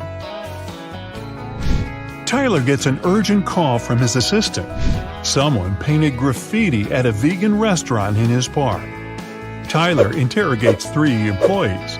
The cleaner says, "I had an urgent call from my mother, so I went outside the restaurant to the backyard. When I returned, the graffiti was already there."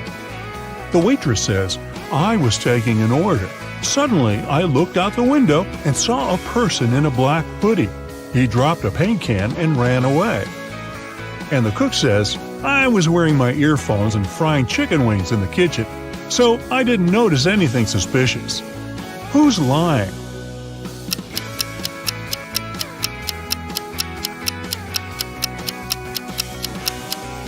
The cook.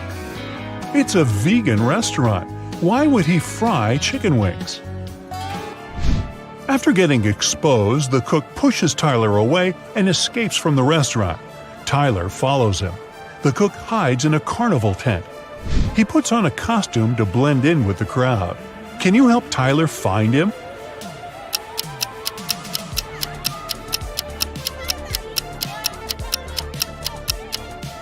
There he is. It was raining heavily outside, so his shoes got wet. Tyler is walking around the park and spots 4 weird details. Can you see them too?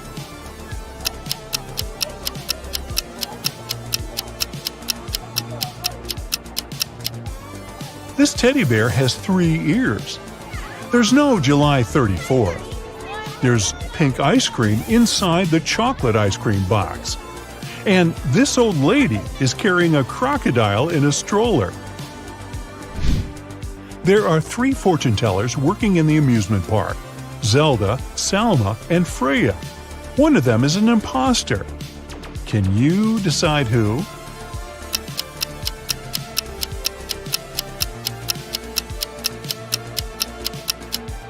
Salma has an earphone in her ear, which probably means that someone is helping her when she tells fate. Later that night, Tyler finds Zelda lying unconscious at her workplace. There's a weird note in her hand. Tyler calls the doctors and the police. He also finds out that Zelda had only 5 customers that night: Alex, Rick, Emma, Rose, and Zoe. Can you figure out who's guilty?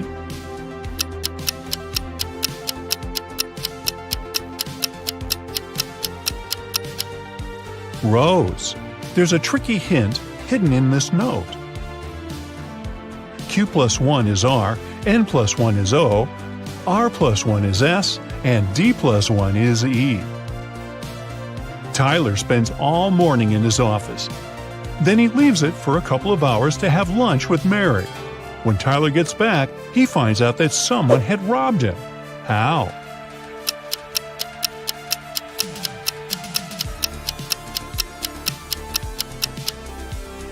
These 6 items are missing. Tyler is checking out these clowns' makeup before their performance. Can you spot the odd one out?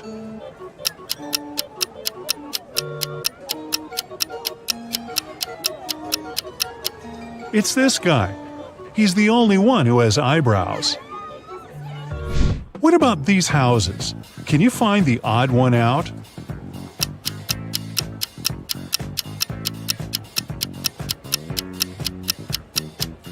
Yup, it's this one. Tyler receives 4 new tents. Unfortunately, one of them has a slightly different design. Can you spot which one?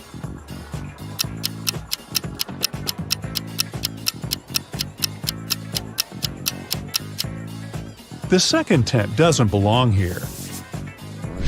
Tyler wants to improve the scary tunnel, so he gathers all actors playing ghosts and monsters for a brief team building. But there are real monsters and ghosts among Tyler's employees. Can you spot them?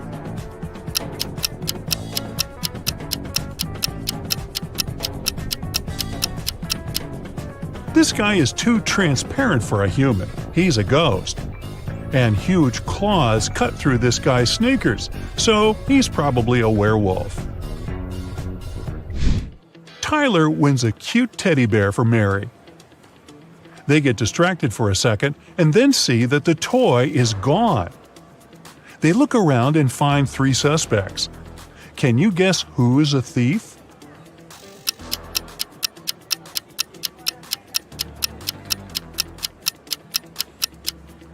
Although this lady is holding a similar teddy bear, it still has a different bow. This guy is carrying a box, and judging by his posture, it's hard for him to carry it, so it's probably really filled with heavy stuff. And the third guy's guitar is outside the bag, which means he can be hiding the teddy bear inside the guitar case. Tyler throws an epic party at the amusement park. All guests are treated to free food and drinks. In the middle of the party, all the guests begin to fall asleep right on the dance floor. The next day, doctors check all the food and drinks from the party, and everything is perfectly fine. Can you guess what happened here?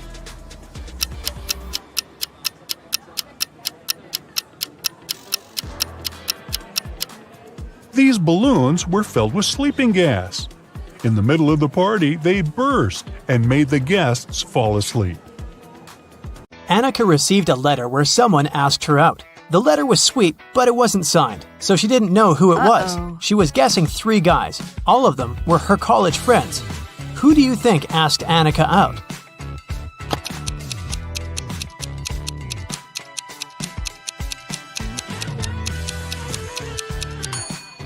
Look at this sign at the end of the letter. This guy has the exact same tattoo, so I bet that the letter is from him. An office was robbed and police arrived for an investigation. The money was stolen from a drawer, but there was no trace of breaking in. The lock was fine and the windows were all locked. Look around and try to guess how the robber broke in.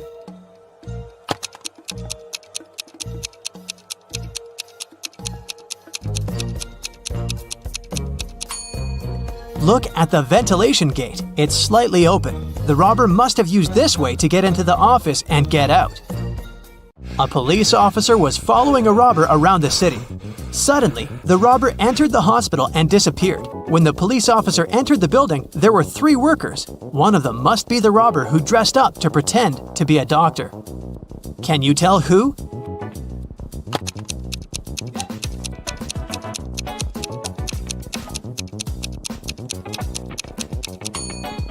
It's the man in the middle.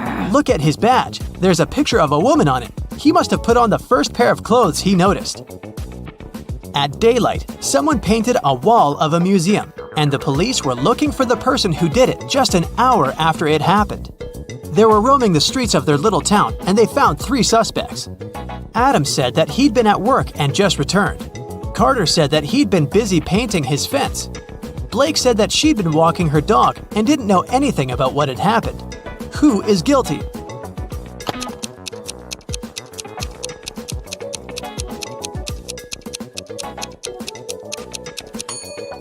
It's Carter. He has paint on his hands, and it indeed goes in line with his alibi that he was painting the fence. But his fence is red, and the paint on his hands is blue, just like the painting on the museum's wall. Mrs. Roberts, a math teacher, returned to the classroom after visiting a principal's office and took a sip of her coffee. She had to spit it out immediately because, instead of coffee, there was blue ink inside. Can you tell which student pranked her?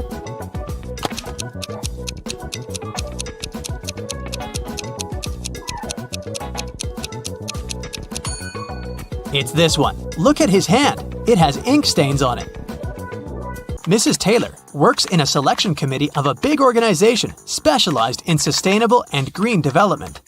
There is an open position for a researcher, and she's looking through the applicants. Many of them are fake, either sent by underqualified people or generated by robots. Her task is to filter out real applicants, and she needs your help. Let's start with this one. What do you think? Is it a real application?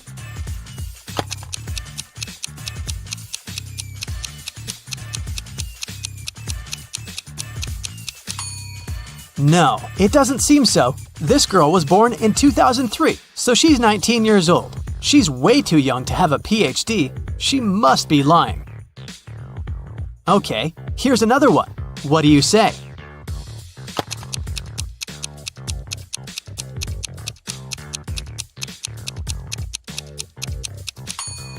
This seems to be another fake.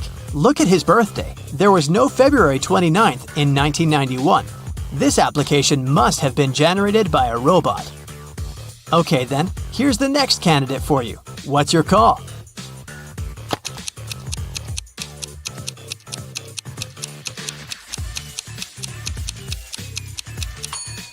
This young lady seems fine. I'd recommend considering her. Here's another candidate. What do you say?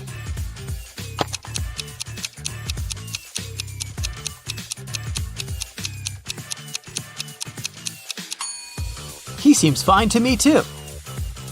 Next one, this candidate. Do you see something suspicious, or is it all okay?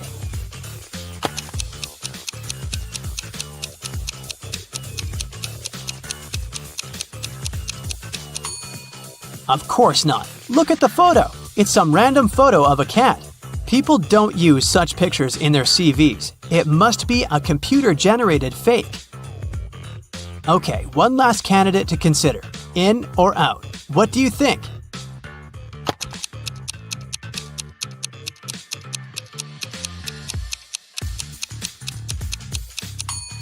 It says that this person is from Narnia. Narnia is a fictional place. It doesn't exist in real life. So this CV must be fake too.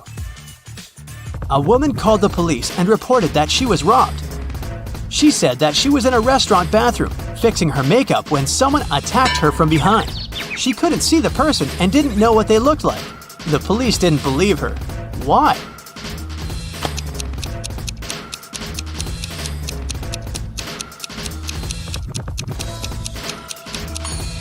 The woman was fixing her makeup, so she was looking in the mirror. If someone tried to approach her from the back, she would definitely see the person. So she lied and made up the whole story. Mrs. Cook went on vacation with her 3 daughters, Kaya, Ruby, and Emma. They were on the beach, and Mrs. Cook had to leave to solve some business issues. The girls stayed, but their mother banned them from going into the water without her supervision. So, they were supposed to read or build sandcastles. When Mrs. Cook returned, she knew that one of her daughters didn't listen to her. Which one?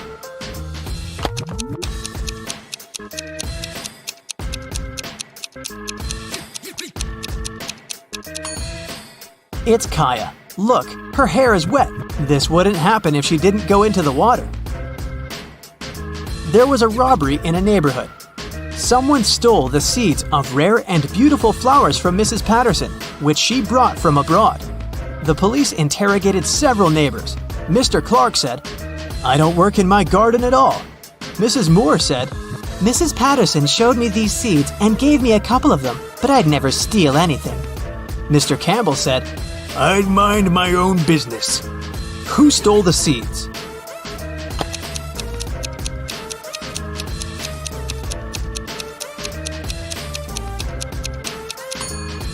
It was Mr. Clark. He said that he didn't take care of his garden, but his garden looks way too nice to be abandoned. In a parallel universe, it's only allowed to have fun and eat candy. No one ever reads or studies. Mrs. Relham came back home after a long and fun day at a club and asked her daughters what they'd been doing. Hannah said that she'd been watching TV all day.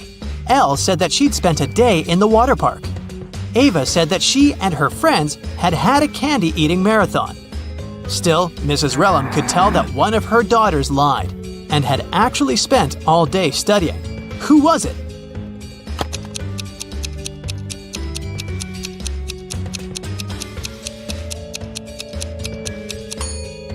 It was Hannah. Look, the TV is unplugged, but there's a book with her in bed.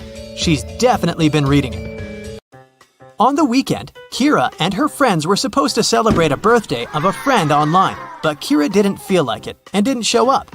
On Monday, in school, she explained that something had happened and she hadn't had electricity or internet all day, so she'd spent the day in front of the computer writing her midterm paper. Her friends didn't believe her. Why?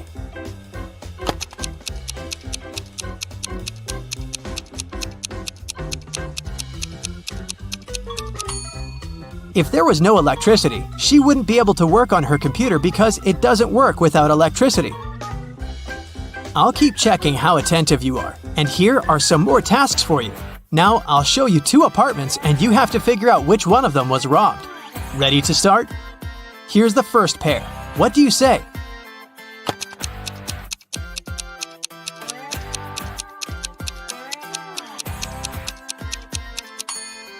This apartment has a broken window, so obviously it's this one. Okay, great. Now the next one. 2 apartments of 2 different people. Which one was robbed?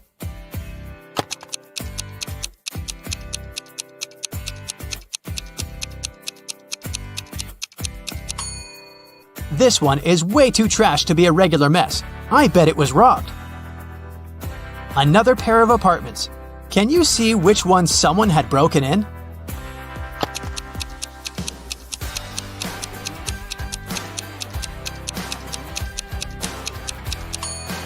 There are dirt stains on the floor. Someone was up here in boots. So I think that's the apartment that was robbed. Okay, we'll keep looking at apartments. But now your task is to say who do you think lives there? What profession does the person have? Let's start out easy. What about this apartment?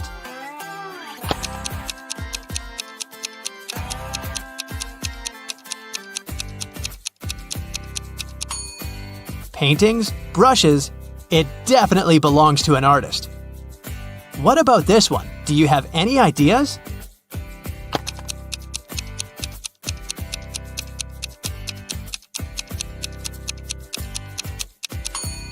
Punching bag, boxing gloves, dumbbells, and some other sports equipment. I'd say there's a boxer living there. Take a closer look here. What are your thoughts?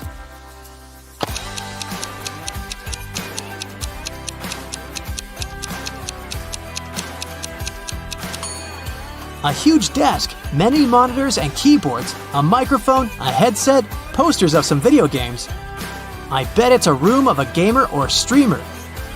What about this nice and clean room? Do you see something that could give away the profession of the person who lives there?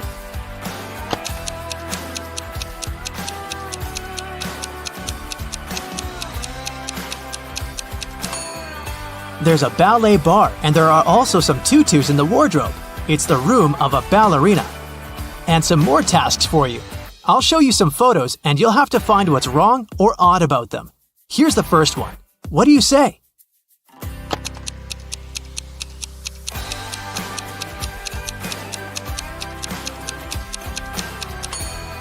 There are people on the surface of the moon, but they're not wearing any spacesuits. Another space-related picture. Do you see a mistake?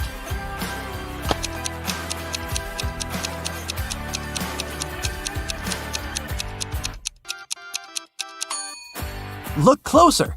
It's not the moon, it's Saturn. What about this photo? Do you see something odd here?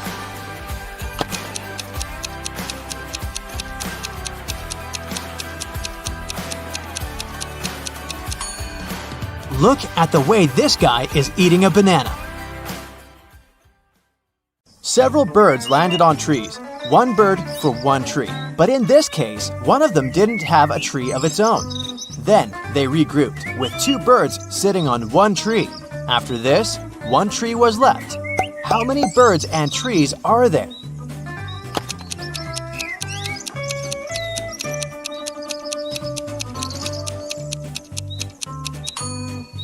There are 4 birds and 3 trees. Look at these 4 people in a grocery store.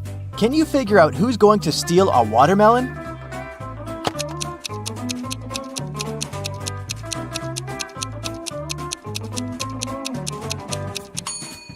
It's the man with a soccer ball. It seems as if he's holding something heavy. It must be the watermelon disguised as a soccer ball. You wake up and find yourself in a locked room without windows and only one door. You look around and notice a table. There's a piece of paper, a knife, and several inflated balloons lying on it. You pick up the note. It reads, "To get out of here, you must puncture a balloon with a knife. But if the balloon bursts, you'll stay here forever." What should you do to make a hidden door open in one of the walls?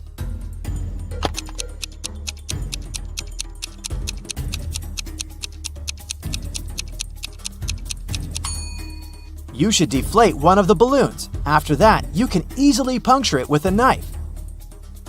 You're walking along the beach and spot an expensive-looking watch in the sand. There are only 3 other people on the beach. Who does the watch belong to?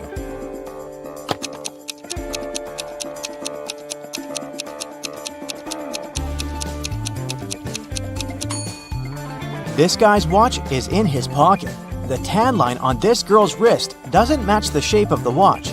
The watch must belong to this elderly lady. You've got a sack filled with coffee beans. You need to use this coffee to completely fill 2 other sacks of the same size. How do you do it?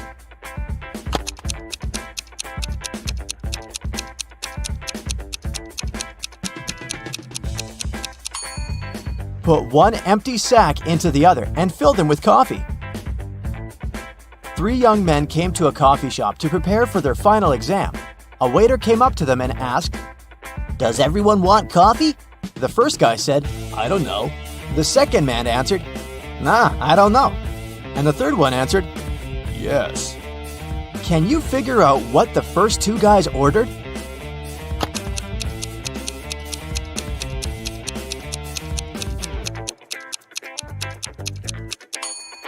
All young men ordered coffee.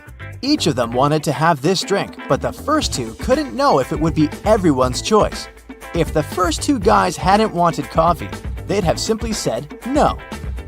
So when the third guy heard his friend's replies, he figured out that both of them wanted coffee.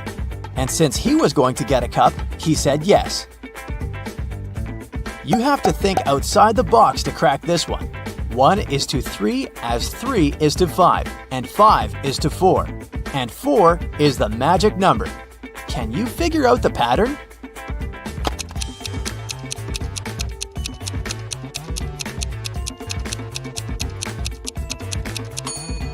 The word 1 has 3 letters. The word 3 has 5. And the word 5 has 4 letters. But the word 4 has 4 letters in it. And whatever number you try, eventually you'll come back to 4, and the game will end there. Vincent got locked in a room with no windows and only one massive door. There's a panel with several buttons on the left and another one with a hint on it on the right. There's also a clock on the wall above the door. Which button should Vincent press to get out of the trap?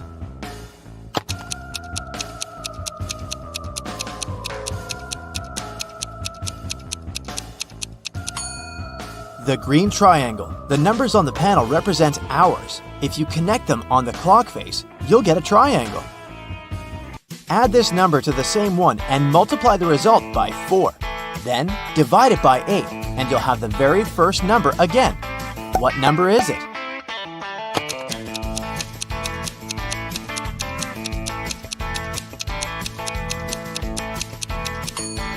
It can be any number. You can try it out to make sure. Look at these women attentively. Which one seems to be suspicious?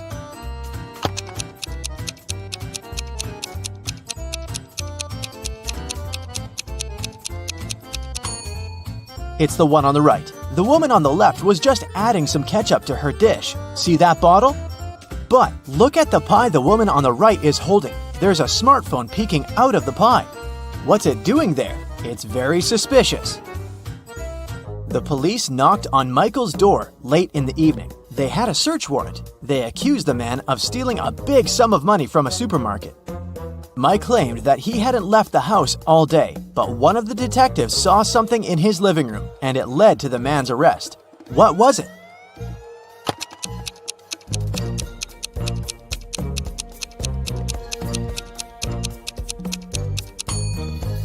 Look at the date on the receipt lying on the table. It's the same as the date on the calendar, which means Michael lied about not leaving his house that day. Look at these guys attentively. Can you tell which one has drawn the graffiti?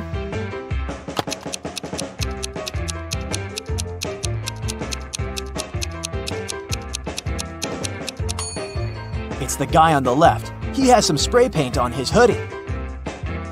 An ant is 2 inches away from its home. With every next step, it covers half the distance to the entrance. How many steps will the insect have to take to reach its destination?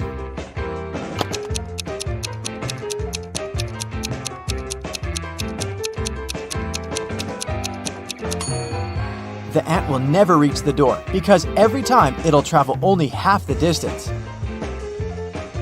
Now, how about solving some rebus riddles? This is the first one for you. Hi, hi, hi, hi, hi.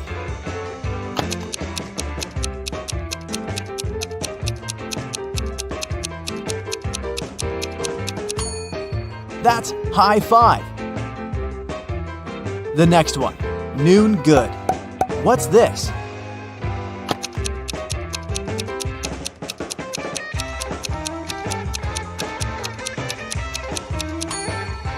That's how you greet people. Good afternoon. Okay, now try this one. Way, progress.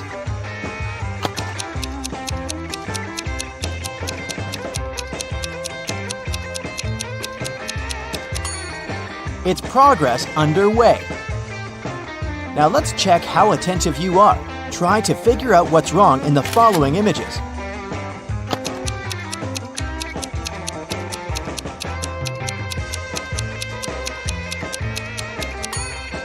There's no way anyone can wear those blue shoes. They're both left ones.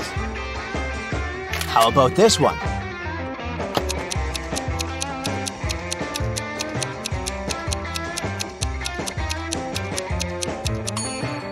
This horse looks rather natural among kangaroos, but it doesn't belong there.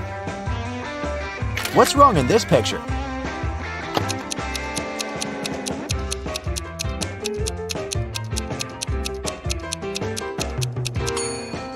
Why would a barn have a chimney? I suspect something is missing in this picture. Can you figure out what exactly?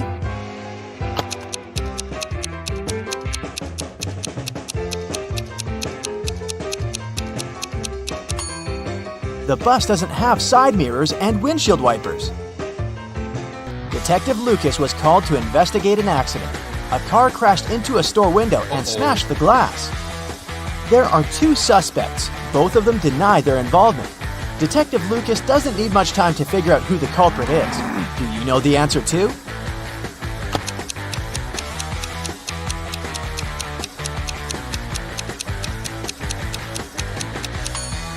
It's the owner of the blue car. The pattern on its tires is the same as in front of the store. Detective Brown was having her morning coffee in a cafe when she heard a car screeching to a halt, then some loud shouting. She ran outside and spotted a man on the ground. His bicycle was lying nearby. There was also a car sitting next to the man. Detective Brown helped the cyclist up. The car driver came up to them. The cyclist exclaimed, "He hit my bike with his car, making me crash." But the driver answered, "I saw him losing control of his bike in the mirror. I left my car to check on him." Detective Brown immediately understood who was lying. Can you figure it out?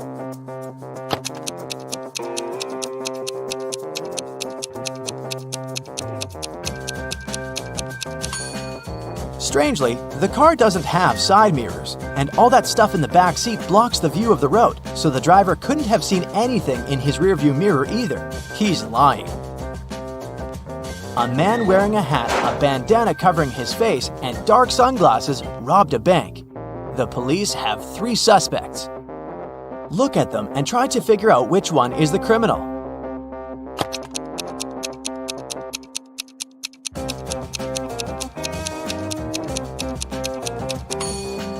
Usually, people tie bandanas under their ears. But in this case, the bandana covers the robber's ears. It probably hides something that distinguishes the man from other people.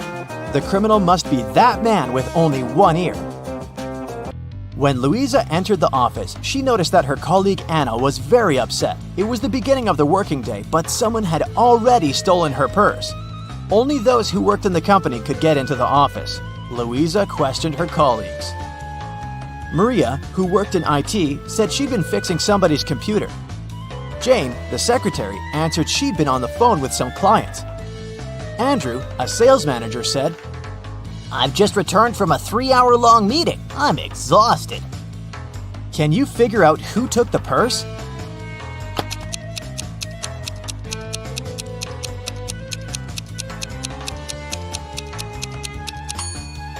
Andrew, the working day's just started. How could he come back from such a long meeting?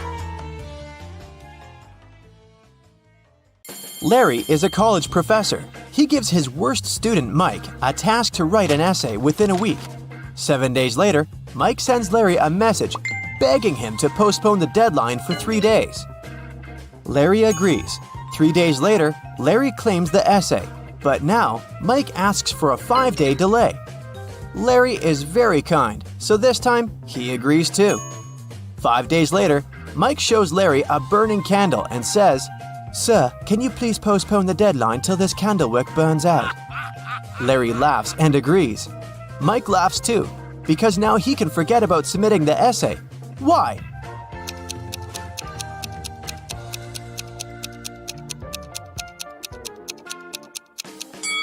Mike blew out the candle. He said, "Till this candle wick burns out," not "till this flame burns out." So now, Mike can keep his candle unburned forever and never submit his essay. Larry brings 3 boxes of cupcakes to the college kitchen. He leaves them on the table to celebrate his birthday with coworkers after classes. All boxes have different sizes, but each contains 3 cupcakes. Meanwhile, Mike enters the kitchen. He opens 1 box and eats 3 cupcakes. After classes, Larry finds out that every box in the kitchen still has 3 cupcakes. How is that possible?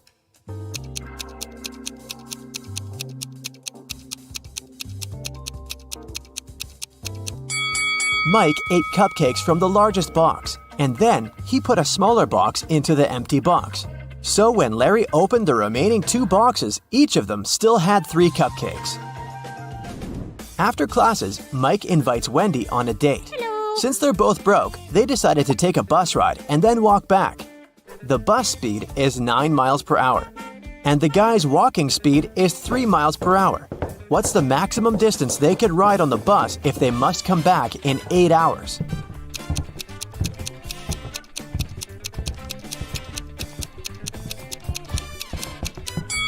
Mike and Wendy can move on a bus 3 times as fast as they can walk.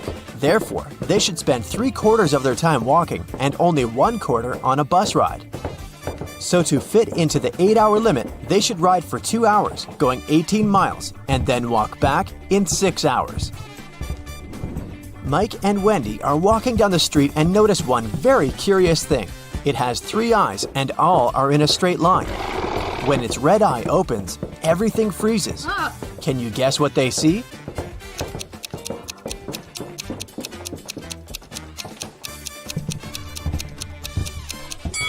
a stoplight. Mike returns to the student dormitory to find out his entire food supply is gone. He questioned 3 people. Can you guess who ate his food?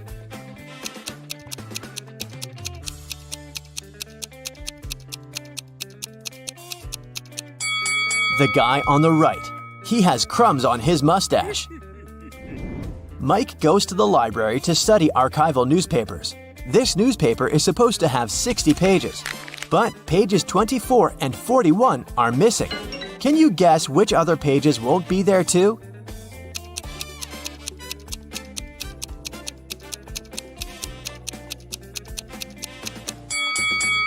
Pages 19, 20, 23, 37, 38, and 42 will also be missing. Mike finds a note inside the newspaper. There's a secret maze in the library leading to amazing treasures. The note shows this map. Can you help Mike walk this path correctly?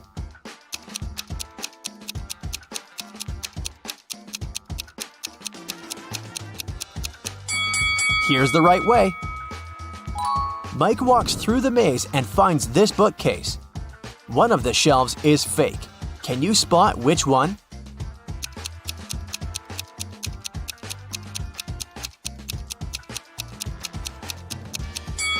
This shelf is fake. Books on the other shelves are covered with dust and cobwebs. But these books are clean and the cobwebs around them are torn. Mike finds a secret room behind the fake bookshelf. He enters the room and finds a big safe and this weird note nearby.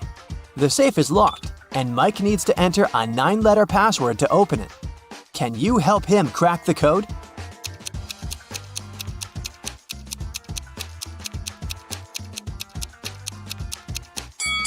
The correct password is Moonlight, and here's why. Take a look at the hint note. All Mike needs to do is to use the corresponding number letter of each word.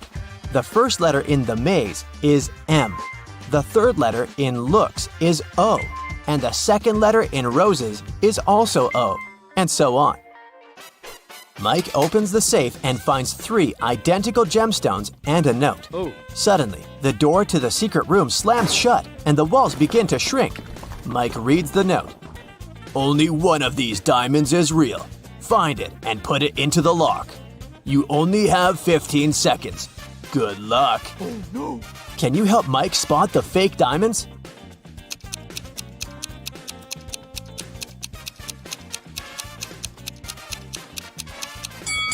Mike should drop all 3 stones into this glass of water on the table. If the diamond is real, it will drop to the bottom of the glass thanks to its high density. And if it's a fake, it will float on the surface. Mike succeeds and unlocks the door, leading to a secret hallway. He walks through the hallway and sees 4 doors and a beautiful statue in the middle of the space. The statue sings, "We came out at night without being called. We disappeared by morning without being stolen. Who are we?" Can you guess which door Mike should enter?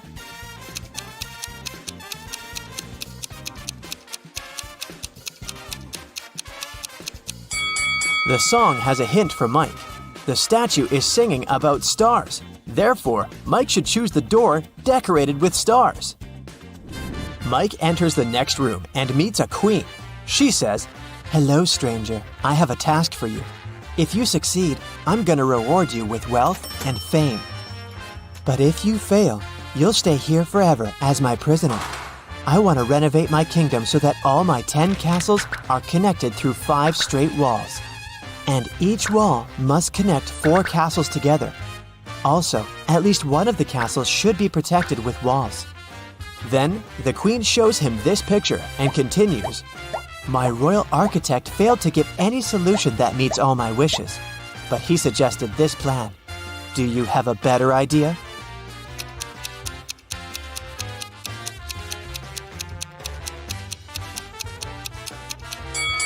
Mike should offer this solution to please the queen. Now 2 castles are protected with walls. The queen kept her word and made Mike very rich. Also, she threw a feast in his honor. Unfortunately, not all royal servants are glad to see their queen with a new favorite. Take a look at these 3 people. Can you spot Mike's hater?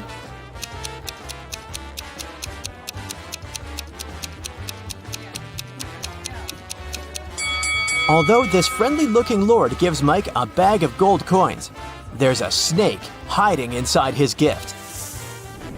Mike is observing the royal garden. He sees 3 lemon trees. Each of them has exactly 10 lemons. The gardener comes over and picks 4 oranges from each tree. Can you calculate the number of fruits left on the lemon trees?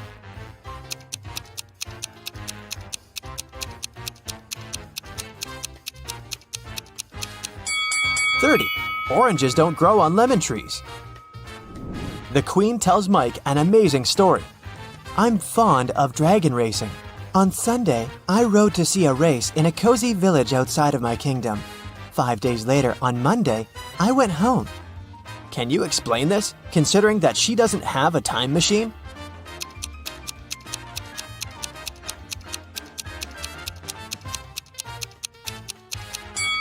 Sunday is the name of her dragon. Mike likes the kingdom very much, but it's time to go home. The queen gives him 3,000 gemstones the size of a watermelon. He rents a truck to carry them home. Mike's current location is 1,000 miles away from home. Unfortunately, the truck can only carry 1,000 gemstones at once. Also, there's a check post on every mile till home. Each post requires all drivers to pay with 1 gemstone while traveling towards Mike's hometown. But the road is free of charge while traveling towards the kingdom. Can you figure out a way to bring the highest possible number of gems to Mike's hometown?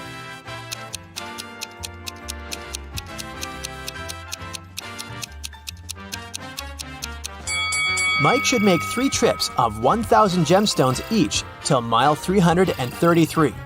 After that, he will be left with 2,001 gemstones and have 667 more miles to go. At this point, he should take 2 trips of 1,000 gemstones, covering 500 miles more. This way, he will be left with 1,000 gemstones.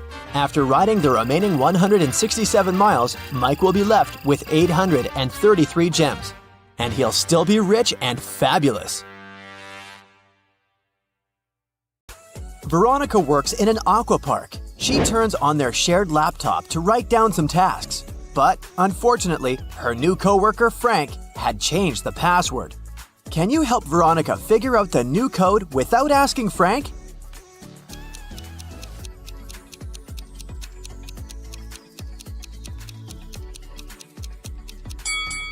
Look at this note next to the laptop. It's a hint. It says goldfish, elephant, shark, dolphin, and jellyfish. One word is different from all the others. The correct password is elephant. This is the only creature that doesn't live underwater. Veronica gets a message from Frank. He got lost in the territory of the aqua park. He sends Veronica his current location, and then his phone turns off. Veronica's watch gives her 3 routes leading to Frank, but her gadget doesn't work properly.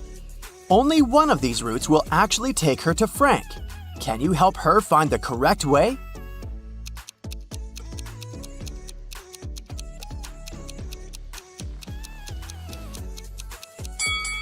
Route B seems pretty twisted, but it's the only way. Veronica finds Frank in a storage room with swim rings and surfboards. There's something really odd about this place. Can you spot what exactly?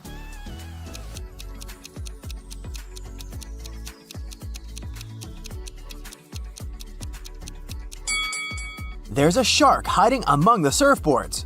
The chair lacks 1 leg. There's a starry night behind the right window and a sunny day behind the left window.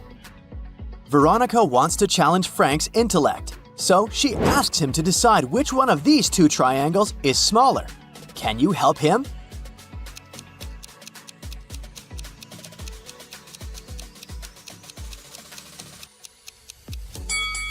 In fact, both triangles have identical sizes, but different colors create visual confusion. What about these 2 swim rings? Can you tell which shade is lighter?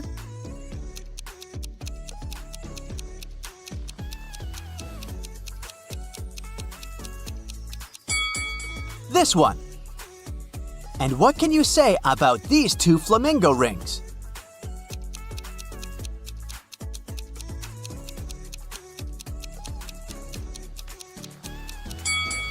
In fact, they're absolutely identical. Veronica goes to the central pool to check if everything's okay. Can you help her spot 3 weird things?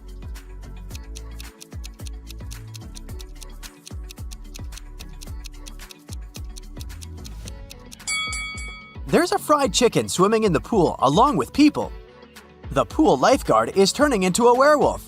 Take a closer look at her feet. And this swim ring is torn, but it doesn't deflate. Veronica arrives from work and approaches her apartment building. Suddenly, an old TV plummets on the car of her neighbor, Josh. Seems like someone did it on purpose. They call the police and a detective interrogates 3 people living in the building. Sally says, "I just came home. Why would I destroy Josh's car? He's my boyfriend." Tyler says, "The apartment I live in is not under Josh's car, and besides, my right hand is fractured. How could I pull this off?" And Josh says, "It's a new car. I bought it a week ago. But it's okay. I have insurance, so I'm not worried." The detective figures out who did it right away. What about you?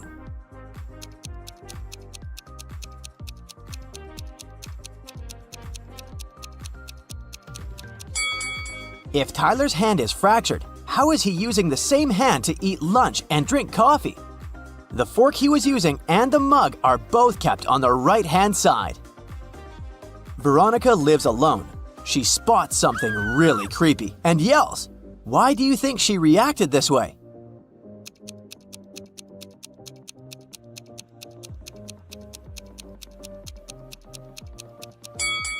Take a look at the window. It's closed, yet the curtains are moving. Veronica goes to the kitchen and finds another mystery. Can you guess what's wrong here?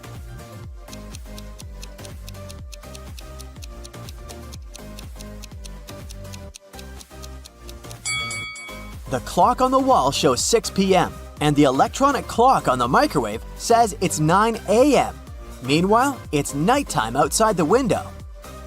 She goes back to the bedroom and freaks out again. Someone had written these creepy letters on the wall. Can you figure out their meaning?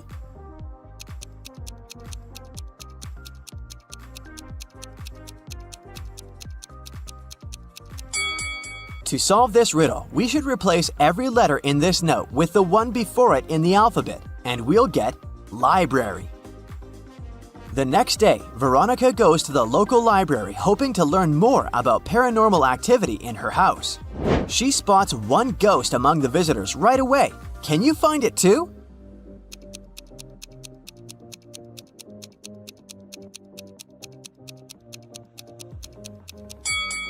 It's this lady over here. She's the only one who can't grab a material book. Veronica finds a secret hallway in the library and decides to check it out.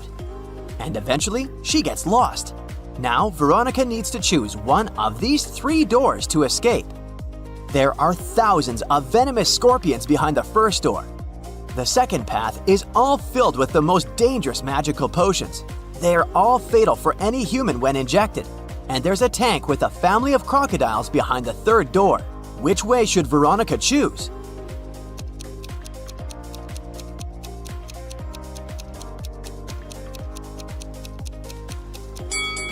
The second door is the best choice. Nobody said that she has to inject those potions. Veronica asks Tom again on New Year's Eve, "Promote me or I quit." Tom replies, "I'll only promote you if you can solve my puzzle." Veronica agrees. "Cut this thread in half, but be careful. The ball must not drop, and you must not touch it." In a minute, Veronica got promoted because she accomplished Tom's task. How did she cut the thread in half?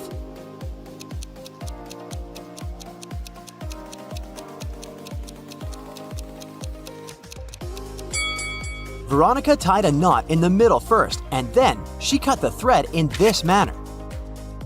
Veronica changes a 3-letter password on the office door. Now, she's the only person who knows the new code. She leaves this little clue for her colleagues. Can you figure out the password?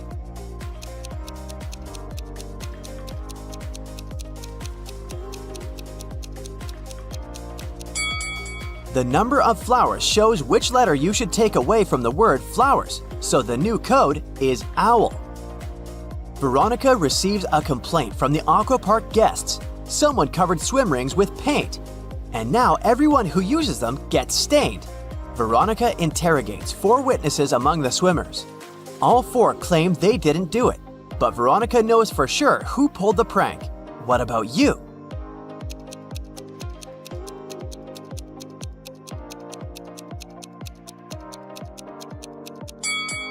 It's the third guy. All 4 witnesses are stained with paint, but this guy has dirty hands only, which means that he didn't ride the prank rings, unlike everyone else. The owner of the aquapark comes with a surprise visit. He decides to quiz the employees to see how well they know the history of the park. Veronica knows that the employees are not ready and secretly offers them a sly plan. When the owner asks his questions, all the employees raise their hands. Veronica picks up one person who gives the right answer. Finally, the meeting is over and the owner is very impressed. Everyone in the office raised their hand on each question even if they didn't know the answer. But still, the person Veronica picked replied correctly each time. How is that possible?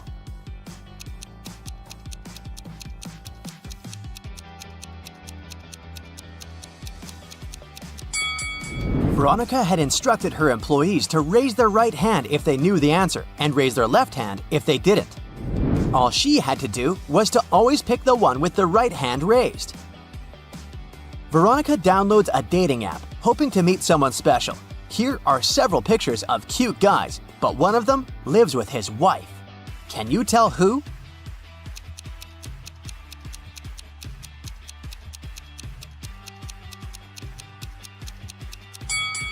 It's the second guy. There are 2 pairs of slippers on the floor behind him, and this pair is obviously too small for his feet. A heavy storm hit the city and all the electricity went out. It's completely blacked out. That's why Veronica gets stuck at work alone late at night. She has collected a suitcase with money to carry it to the bank tomorrow. After visiting the toilet, Veronica returns to the office to check the contents of the suitcase, but everything is stolen. Early in the morning, the police interrogate 3 people who knew about the cash. Frank says, There was no electricity yesterday, so I went to bed. You can check my house's CCTV records. I spent the entire time sleeping.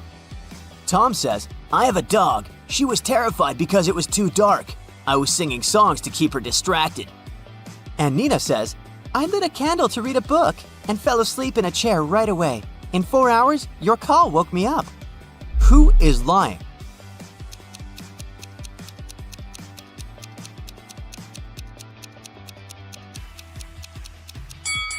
In fact, 2 people are lying here. Frank knew that nothing could have been recorded on the CCTV as there was no electricity. And if Nina really was sleeping, the candle should have burnt out in 4 hours. Dustin is a widowed man living alone in his house. One day, the doorbell rang. Dustin went up to open his door, and right there she was, his wife. How's it possible?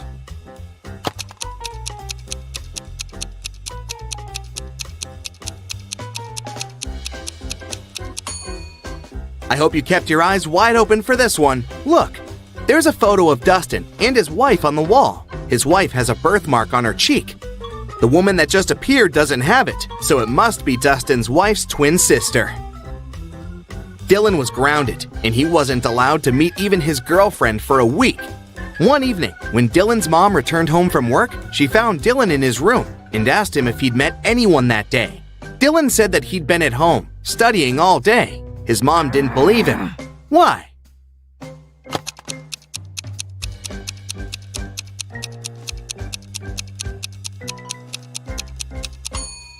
Look, there's a lipstick stain on his neck. I'm pretty sure his girlfriend came over for a short visit. Another grounded teenager, Eslyn, wasn't allowed to see any of her friends for 2 weeks after failing her history test. One night, her mother had a night shift and only returned home next afternoon. She came to check on her daughter, and she knew immediately that Eslyn had a friend over for a sleepover. How did she figure it out?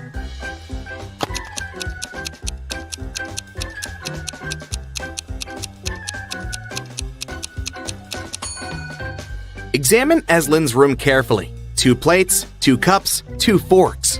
She wasn't the only one eating dinner in her room last night, and she wasn't smart enough to clean up after. Smells like 2 more weeks to me.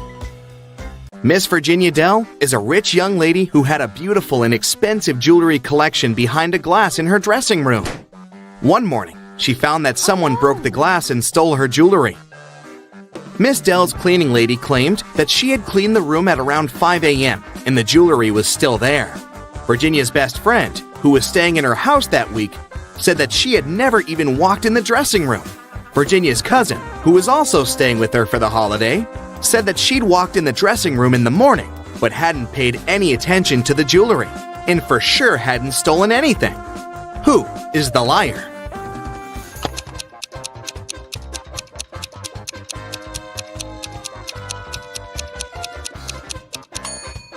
It's the cleaning lady. Seems like right after she broke the glass and stole the jewelry, she wiped off the pieces of glass while cleaning as well, because there's no shattered glass on the floor. Okay, here's another task for you to test your observation skills. I'll show you 2 people and some items. Your task is to guess which person the item belongs to. Let's start off easy. What about this stethoscope?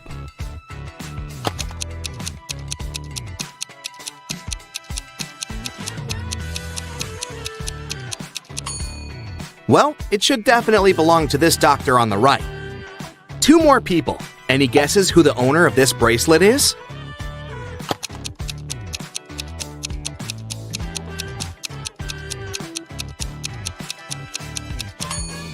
The bracelet has a name engraved on it, Sophia. This girl on the left has a name tag with the same name, so it must be her bracelet. Next up, this lipstick. There are 2 girls who are possible owners, but what's your best guess? Who does it belong to?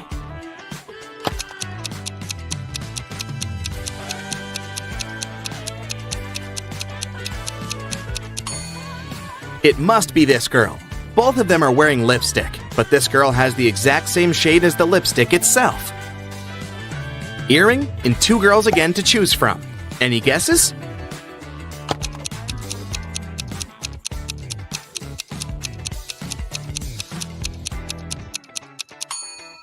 It must be this girl. Her ears are pierced, and the other girls aren't. The next item is the hairdryer.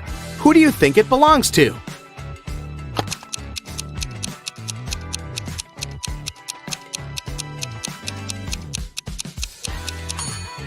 It must be this girl's dryer.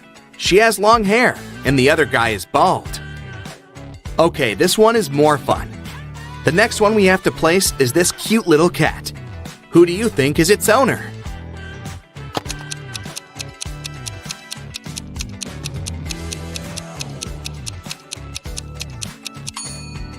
See that this girl's legs are a bit scratched? They give her away completely. It's her cat. One last item for you to place. This time it's a photograph of the owner in her teenage years with her parents. Who do you think it belongs to?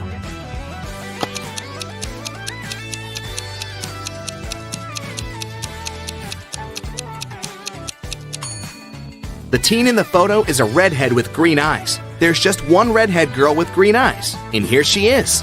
It must be her photo. Esme was having a walk in the forest and got lost. She came across a witch's house and asked her to take her home. 5 doors appeared. Only one of them will take you home, and you only have one chance. The right door is black. It's not next to the leftmost or the rightmost door.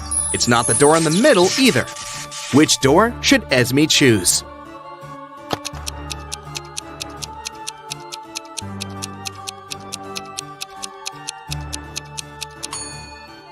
There are just 3 black doors, and it's one of them.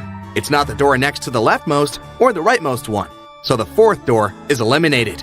It's not the middle door, so it's out too. Esme should walk out the door on the left.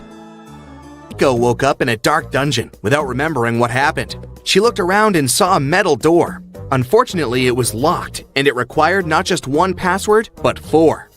Eiko had only 1 attempt to make it right. Gladly, next to the door, there was a sign with 4 words: apple, bread, chair, and dress.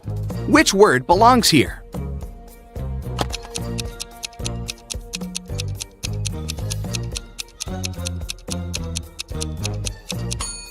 Pay attention to the shapes of each password. Some letters are bigger than others, and each word should fit right in. So it should be bread on the top left, apple on the top right, dress on the bottom left, and chair on the bottom right. In a factory, a worker and a half make a chair and a half in 1 hour and a half.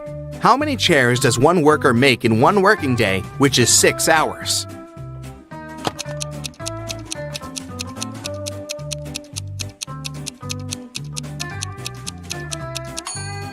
If 1.5 workers make 1.5 chairs in 1.5 hours, it means that one worker makes one chair in the same time, which is 1.5 hours. So in a 6-hour working day, one worker makes 4 chairs.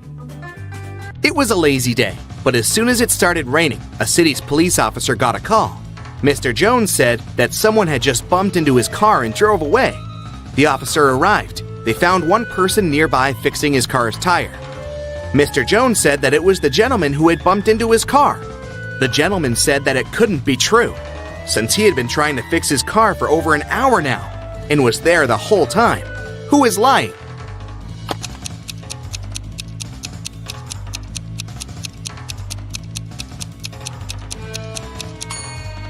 It's the guy fixing his car. The rain just recently started. If he'd been fixing his car the whole time, the ground underneath his car would be dry.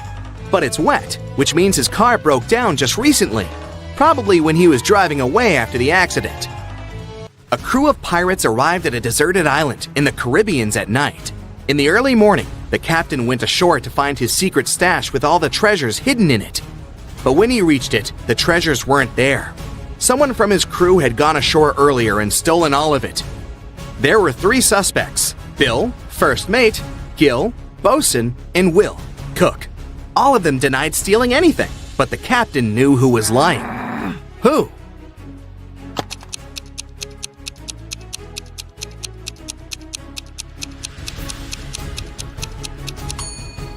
There are footprints on the shore from earlier that don't belong to the captain. One is a footprint, but the other one is a hole from a stick. The robber must be Gil, the bosun, because he is the only one with a wooden leg. Let's start with training your eyes a bit. Can you find an odd one out here?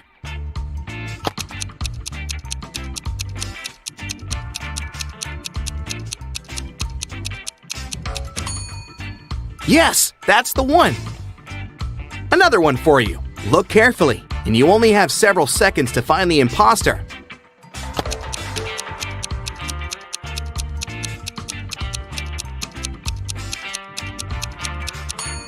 That's the one. Correct. Now the game is getting a bit harder, but I know you've got it. What do you say?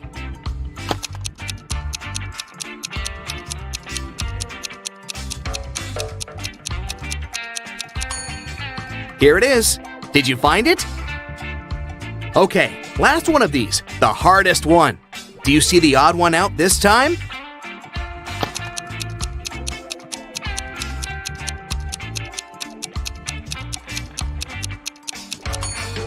There it is! Great job! Nancy and Mike were going to the Carnival of Riddles, which was scheduled to be in their town during the weekend. It was a very popular carnival that was traveling the country, and everybody was so excited. So, when they arrived, they saw a very long line, and it seemed like they had to wait for many hours to be able to get in. But the ticket salesman left his booth and walked in front of the crowd.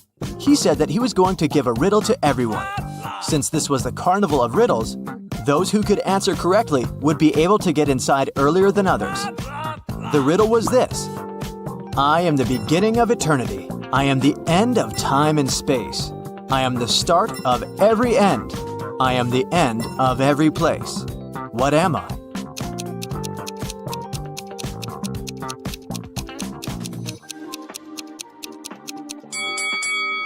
The answer is the letter E. Nancy and Mike were so happy that they knew the answer and didn't have to wait to get in. But even though they were able to move in front of the line, they still had to pay for the tickets. But they were so expensive. The salesman offered them another riddle. If they could answer it, he would give them a 50% discount. I have an X number of candy apples. If I count them by threes, the remainder is 2. If I count them by 5s, the remainder is 3. If I count them by 7s, the remainder is 2. How many candy apples do I have? Mike was kind of a genius, so he knew the answer immediately. Do you?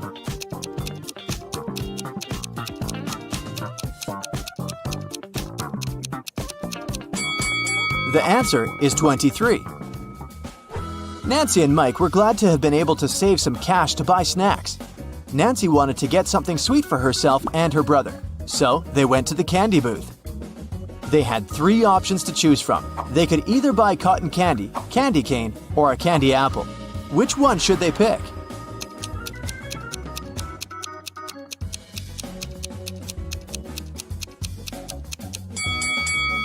Take a closer look at the cotton candy. There's a teeny tiny spider stuck inside. Yikes! And did you notice that little apple worm inside the candy apple? That's never good. So, they should buy the candy cane. Before leaving the candy booth, Mike wanted to get a gumball too. However, when he inserted his coin into the gumball vending machine, he realized that something was strange. Hey! Do you see it too?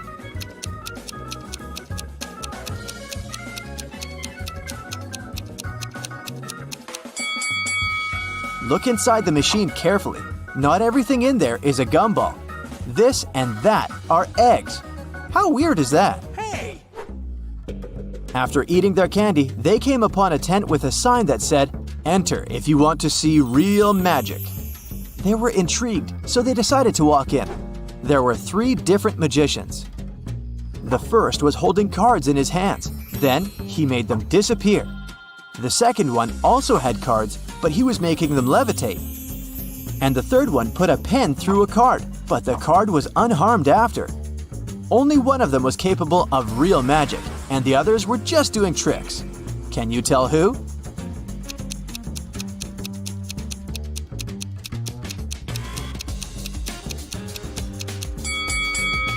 Take a closer look at the first magician's sleeves. You can see a corner of the card. He didn't make them disappear, he just hid them. The second magician's cards are attached to a clear thread. You can notice it from where the sunlight hits. So the third one is the real deal. Mike was a fan of all things scary, so he convinced his sister to take the haunted house ride.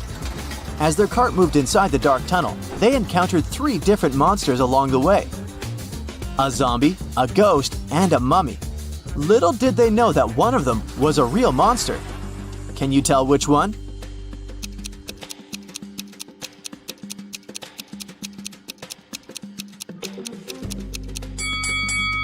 Take a look at the zombie. Its makeup is kind of melting, which means that it must be an actor. As for the mummy, look at his ankle. His skin slightly shows under all that mummy gauze. So he must be a dressed-up actor as well. That makes the ghost the real monster. So creepy. Nancy didn't enjoy the haunted house ride. She wanted her next ride to be something relaxing, so she chose the carousel. Mike decided to skip this one to explore the carnival more. They agreed to meet later. When Nancy arrived at the carousel, she saw that all the horse seats were taken, except 3. But only one of them looked safe to sit on. Which one is that?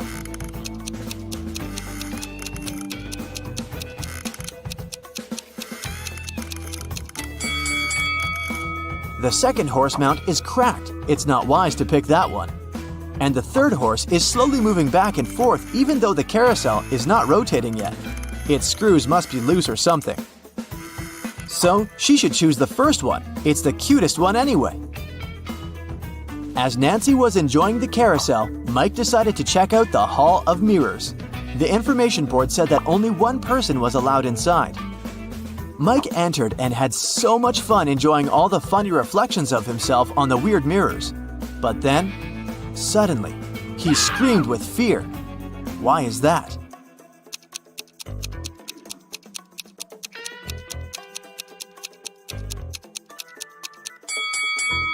Take a closer look at the mirror reflections. One of them doesn't belong to Mike, so he is apparently not the only one inside, even though the sign said he would be. Mike was so scared of the unexpected reflection. He ran out of the Hall of Mirrors immediately, but as he did, he tripped on a stone and twisted his ankle. So he decided to visit the first aid tent to get some ice. When he walked in, he saw that the nurse was in panic and in no condition to help him out because there were 3 pregnant women sitting in front of her, all claiming they were going to give birth now. However, Mike noticed that one of them was lying and faking her pregnancy. Can you tell who?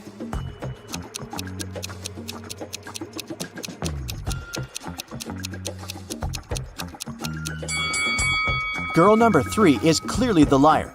Take a look at the ultrasound picture in her hand. It has the first girl's name on it. She must have stolen it from her, so she's only pretending to be pregnant. Once the real pregnant ladies left for the hospital, Mike was able to get some ice for his ankle and went to meet his sister. At that moment, they heard an announcement coming from the stage. "Ladies and gentlemen, gather up to see the strongest man alive. Don't believe me? I'm not lying. Here he comes. See him with your own eyes." Nancy and Mike wanted to see who this man was, so they joined the crowd. A muscular-looking man entered the stage. He said, "I will prove to you how strong I am by breaking this thing with my bare hands. But first, you have to guess what it is. Here is my riddle to you. There was a greenhouse. Inside the greenhouse, there was a white house. Inside the white house, there was a red house. Inside the red house, there were lots of little ones." Nancy knew the answer, so she yelled it out. Can you guess?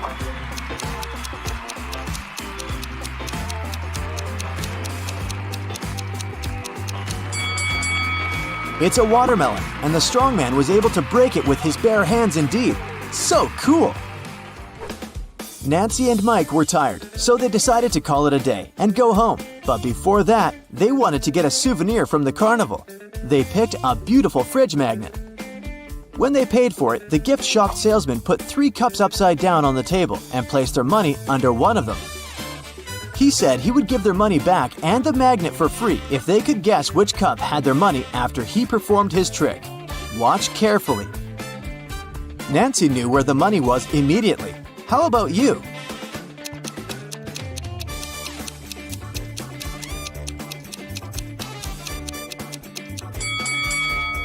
It's here. You thought it was under this one, right? Watch it in slow motion again. Do you see the salesman putting the money under that one with a quick hand movement? Nancy noticed that.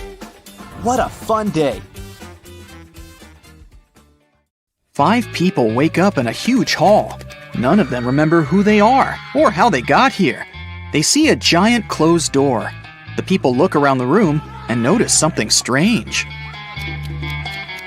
What is it? These statuettes. They are hidden all over the room. There are 5 people in the room, but they find 6 statuettes. This must be the key, one man says. We need to find out which of the statuettes is the odd one. Can you guess which one? This one. Its eyes are different from those of the others. The people try to use the odd statuette as a key. Come on! And it works. The door opens and everyone enters the next room. But when the man who suggested using the statuettes looks around, he sees that he is alone in there. Suddenly, a ghost of a woman appears in front of him. "If you want to get out, each of you must solve my riddles," she says. "But you will definitely fail." She disappears. The man looks around the room. He finds a strange symbol and a cipher decoder on the table. Can you find 9 other symbols? These are all 10 symbols. The man begins to unravel the message using a decoder. Can you decipher it?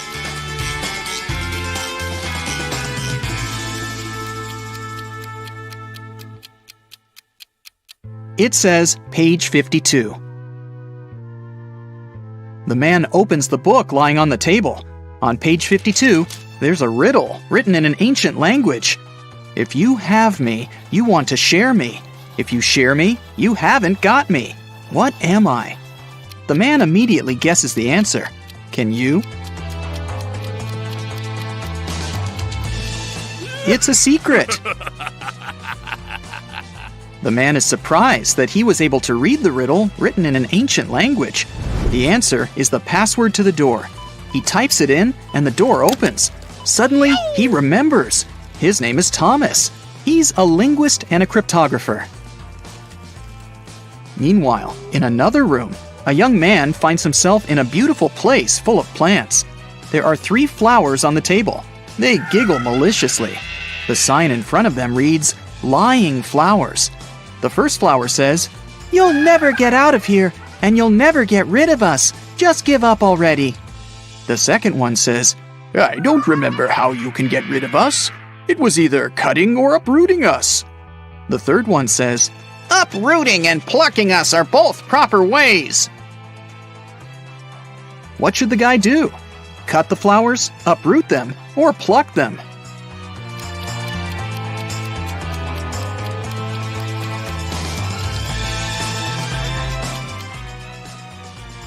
Pluck is the correct answer. These flowers only tell lies, so the conclusions we can draw from their words are these. 1. There is a way to get rid of them. 2. It is neither cutting nor uprooting. 3. And there's only one way to remove them. The only thing that remains is plucking. The guy plucks the flowers. He notices that glowing letters appear on their petals. The letters need to be put together to get the answer. What is it?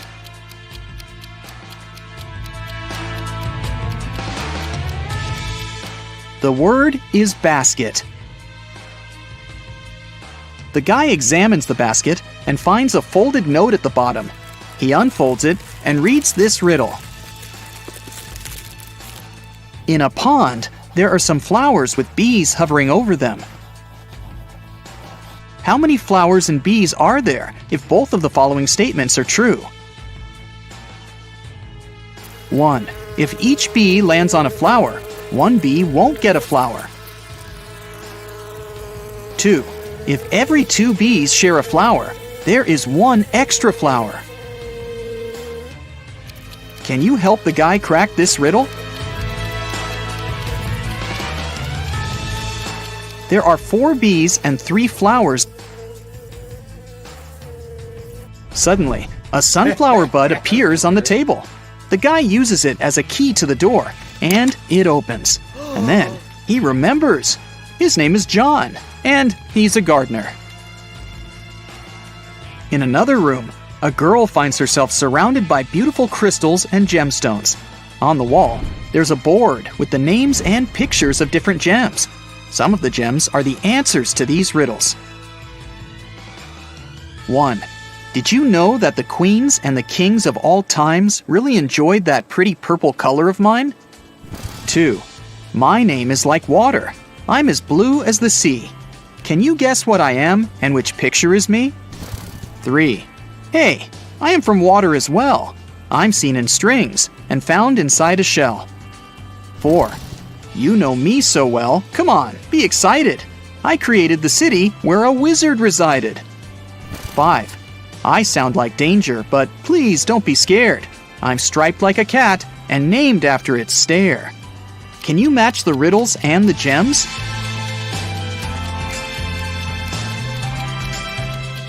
The correct answers are 1. Amethyst, 2.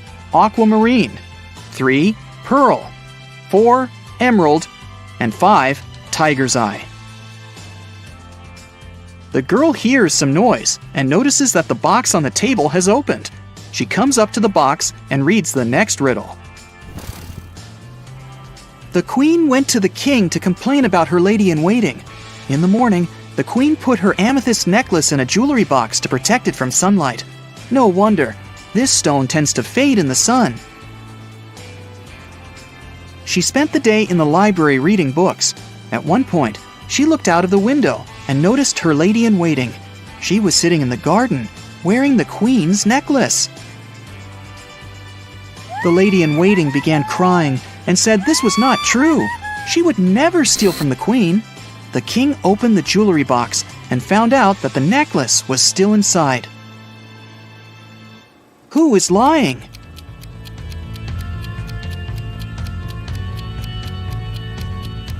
The girl soon realizes that the lady-in-waiting is the liar. Have you noticed that the amethyst is now much dimmer than before? That means that the lady-in-waiting really wore the necklace outside. The girl solves the riddle. 3 gemstones appear at the bottom of the jewelry box: citrine, garnet, and alexandrite. There's also a note that says, "Figure out the weight of each stone without using scales. This riddle will help you." Can you figure out the weight of each stone? The citrine weighs 10 ounces, the garnet weighs 4 ounces, and the alexandrite weighs 2 ounces. Suddenly, the girl remembers. Her name is Melissa. She is a jeweler and collects crystals. In another room, a woman finds 6 glasses on the table. 3 of them are empty, and 3 are full of water. The woman sees a note. Move only 1 glass to make a row of alternately full and empty glasses. How can she do it?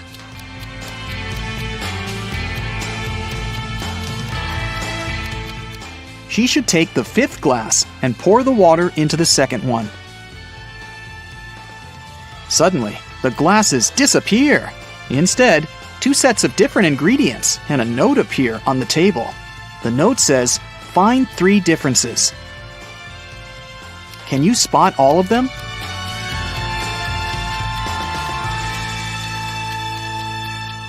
These are the differences. The woman takes the ingredients and throws them into a cauldron, but something is missing. Shiny and beautiful, a werewolf's fear. We need to get more of it for our precious queen. Coins and mirrors, trays and tea sets, the nobles were buying while falling in debts. It's silver. The woman adds some silver and gets a potion that can melt the lock. When she opens the door, she remembers. Her name is Lauren, and she's a chemist. An elderly woman finds herself in this room.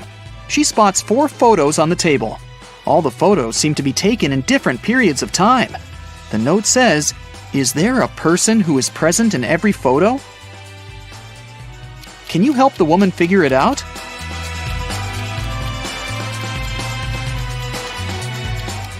Here she is. Despite the signs of aging, you can see that this is the same woman. Look, she has this mole above her lip.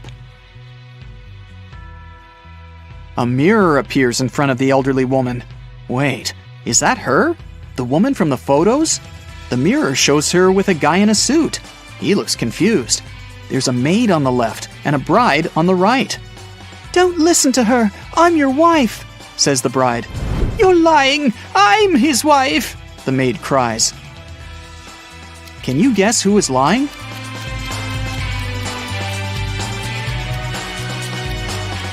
The girl on the left is his wife because she has a wedding ring on her finger. Wait, she also has the same mole above her lip. Is this our elderly woman when she was young? The letters appear in the mirror. IVTCBOE. What does that mean? I'll give you a hint. Try to think outside the box. It's husband. Each letter in this word is replaced by the next letter in the alphabet. And suddenly, the woman remembers. Her name is Brienne. She's a witch, and this is her castle. Brienne opens the door. Everyone else has already gathered outside.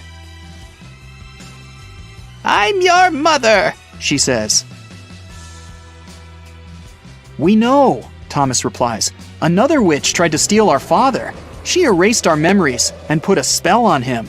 I deciphered the recipe for the potion that can help him remember, but I'll need your help."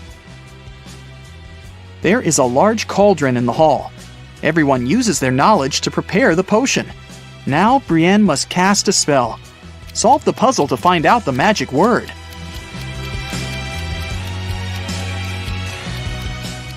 It's Memoria.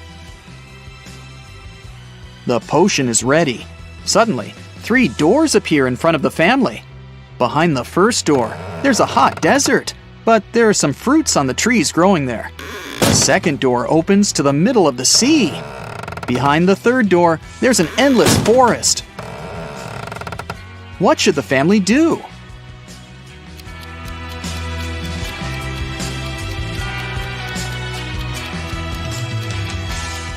They should use the trees to make a raft and pick up the fruits so that they don't starve. Now they can cross the sea. Meanwhile, Brienne uses a spell to chain the witch. Solve another puzzle to learn the spell she uses. It's Sigillum. Now the witch won't bother them anymore. The family leaves the castle and lives happily ever after. Oliver, Olivia, and Henry were best friends at college. But after graduating, they all went to live in different cities and rarely met. That's why this year, they promised one another that they'd finally gather together for a camping trip. And they did. On the day of the departure, they were all at Olivia's, doing some last-minute packing. Look at the things they're going to take with them, and say what they should leave at home. A slight hint, try to think outside the box.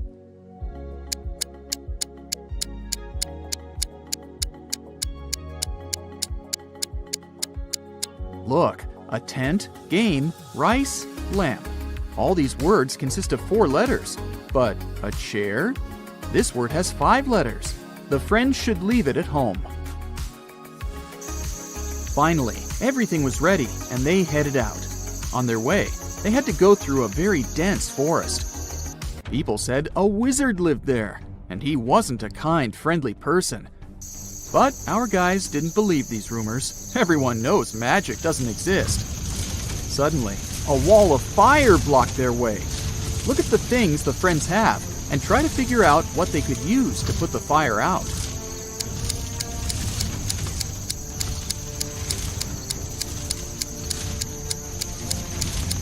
They could use this bucket to bring some water from that puddle, but it wouldn't be enough to put out such a large fire. This hose is useless. There's nothing to attach it to. The friends should choose this spade and use soil to put the fire out. The guys kept walking, and soon it started raining. They noticed a cave and hid there, but as soon as they walked inside, the opening behind them closed. There were 3 tunnels, and one of them led to freedom. But the first tunnel was full of crocodiles that hadn't eaten for 2 years. In the second tunnel, a lion that had been hungry for 2 weeks was hiding. And the third tunnel led to a red-hot desert. Which tunnel should the friends choose?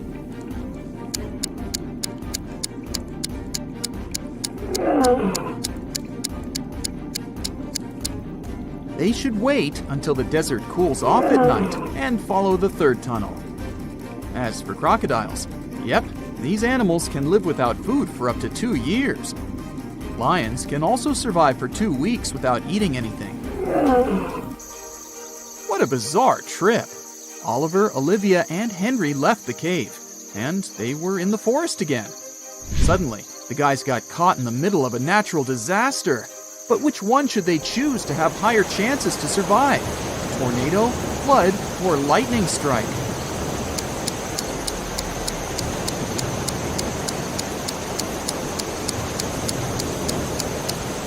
The only place where they might find some kind of shelter is a high hill over there. But high ground during a lightning storm or a tornado is a terrible idea. This means the friends can only survive a flood.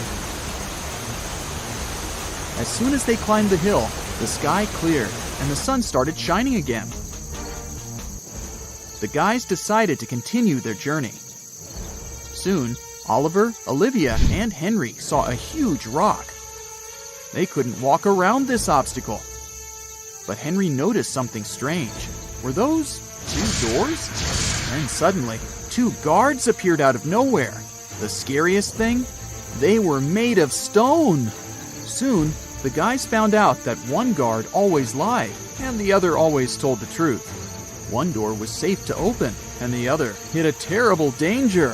The friends could only ask one guard one question to figure out which door they should go through. What question should it be? If I asked the other guard which door was safe to open, what would he say?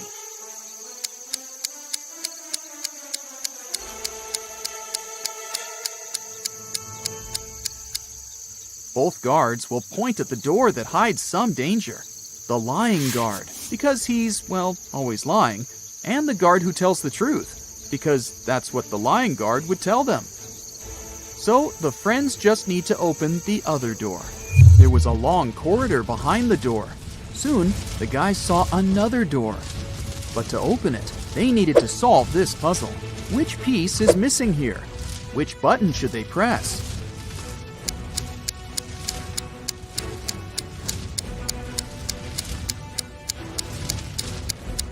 This one. In the upper row, the only element that's missing is a double triangle. And in the second row, there's no arrow. The friends found themselves in another large cave.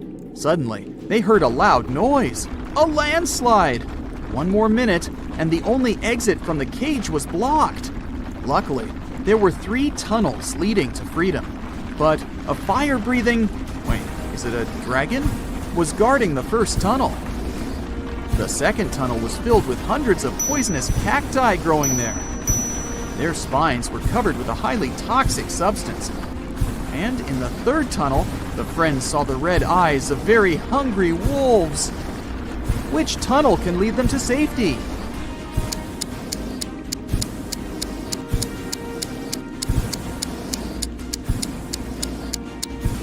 They should choose the tunnel with the cacti. At least, they can't move. And if the friends are careful, they'll be able to walk around the cacti without touching their spines. Finally, freedom! Or not. A man appeared in front of the guys. He was wearing a black cloak and a mask. He seemed angry. You've managed to avoid all the traps I've set for you, but let's see if you survive my next challenge. Suddenly, the friends found themselves upside down in the air. Their legs were tied. On the ground under Oliver's head, there were several venomous snakes. Under Olivia's head, a fire was burning. And on the ground under Henry, there were a couple of scorpions. How can the friends escape?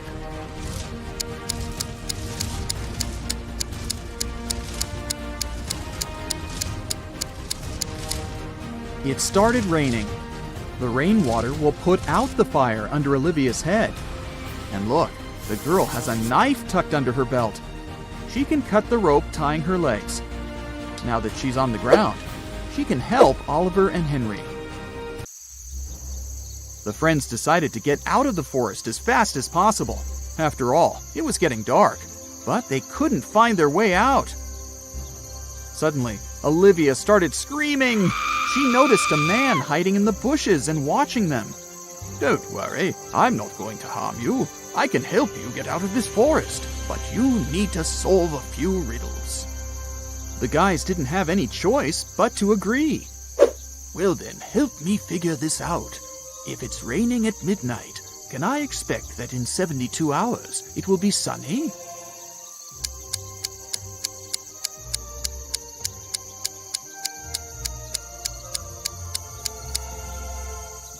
Nope, Olivia said. In 72 hours, it'll be late evening again. Then the man picked up 3 long sticks from the ground. Now, I need to make 4 out of 3 sticks. Can you help me?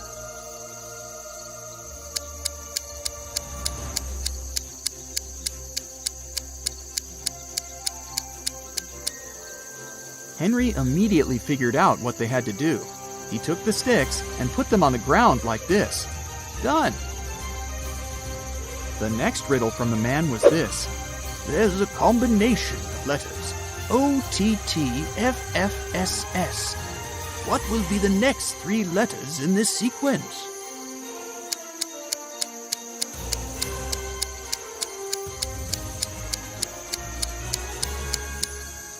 Oliver guessed right away that the next 3 letters should be ENT. These are the first letters of the numbers from 1 to 10. The man didn't want to give up. There is a bridge that is 1 mile long. It can only hold 5,000 pounds at once. That's precisely the weight of the truck that's crossing it. The truck reaches the middle of the bridge and stops. Suddenly, a hummingbird lands on the vehicle. Is the bridge going to collapse now?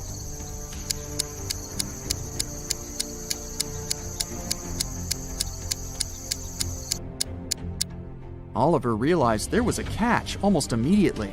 The bridge isn't going to break down because the truck has already used some gas to get to the middle. This means that it weighs less than 5,000 pounds, and the weight of a hummingbird won't make any difference. Now you need to help me get something that's mine, the man said. Among trees, the friends saw a square swimming pool. Right in the middle of it, there was an island with a treasure chest. Hungry sharks were circling the island, so no one could simply swim there. The distance to the island was 10 feet on all sides. The only things the guys could use were 2 wooden boards, each 9 feet long. How can they get to the treasure?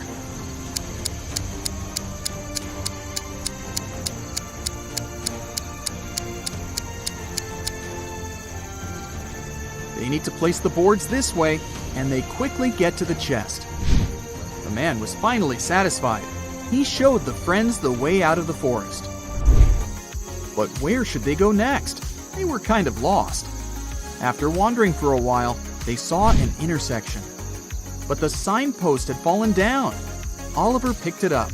It said, "To the magical forest, to the coast, to the town of Whiteberry."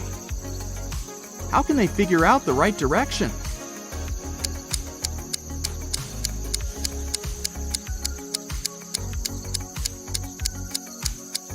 Well, the guys definitely know the right direction toward the magical forest.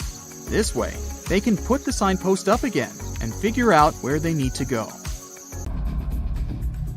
A rich businessman, Mr. Wilson, disappeared from his hotel room. It was rumored he'd come to buy the resort from the current owners. The police questioned 3 suspects. The businessman's assistant said, "I felt unwell on our way here. I went to my room as soon as we arrived, took some medicine, and fell asleep immediately."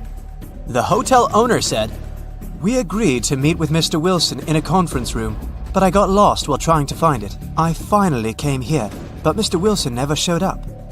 Mr. Wilson's wife, who accompanied him on this trip, said, My husband was going to meet with the hotel owner. I'm not interested in business, so I went to a spa. Who is behind the businessman's disappearance?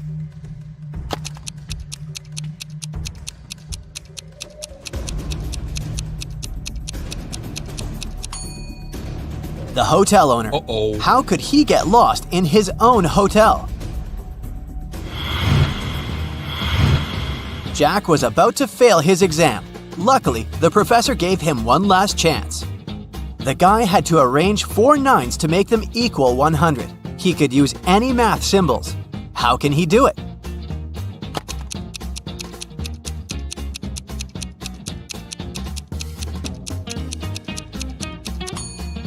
Jack figured out the correct answer pretty fast. 99 plus 9 ninths equals 100.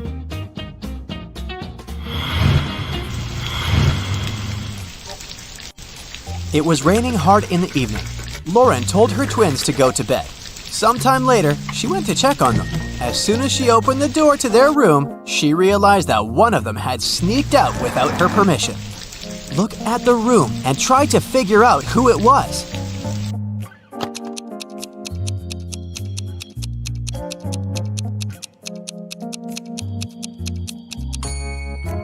It was the girl on the left. Look, both pairs of sneakers are in their place, but the ones on the left are covered with dirt.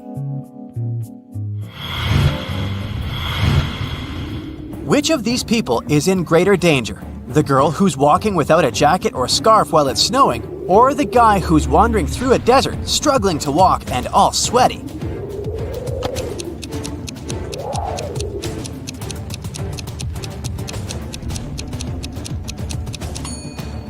The girl is in a more dangerous situation. The guy seems to be struggling more. But look, there's a building behind that hill.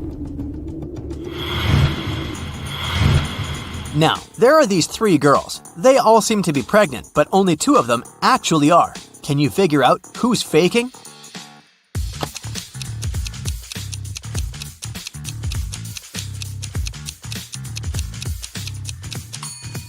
The girl wearing a huge sweater.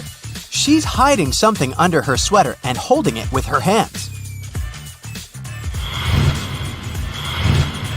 Look at these 2 moms very attentively. What do you think? Which of them is rich?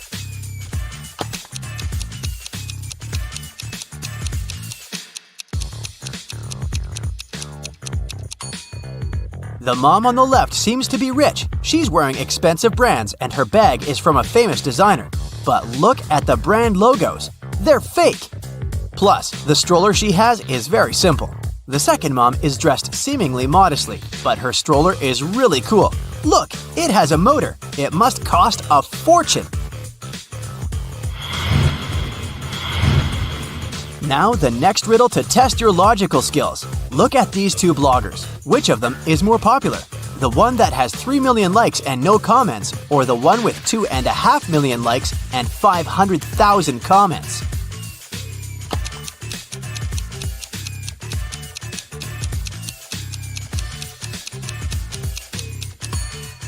The second blogger is definitely more popular. People are interested not only in watching her content, but also in interacting with her. Christina was dreaming of dating a rich boy from her college. After doing some research, she settled on 3 guys. All of them were nice and interested in her, but the girl needed the richest. Once, she saw them having lunch together. After checking what each of them was eating, Christina made her choice. Which guy did she pick?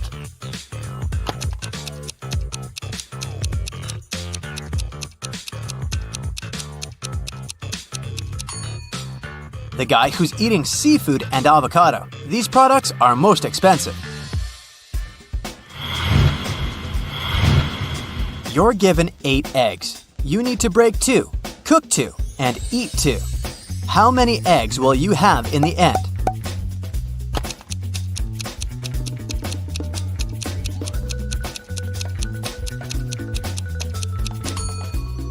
You can break, cook, and eat 2 eggs. It'll leave you with 6 eggs.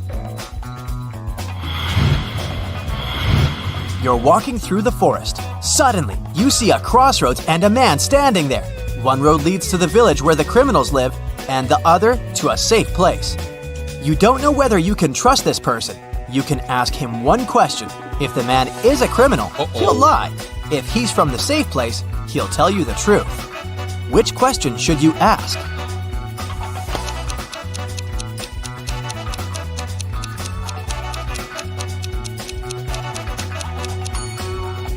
Where is your village?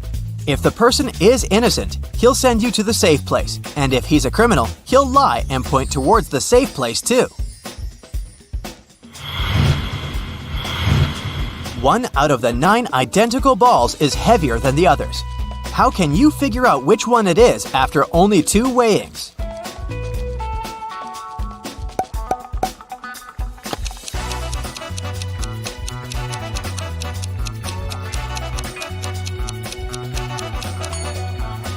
You should divide all the balls into 3 groups and weigh 2 of them.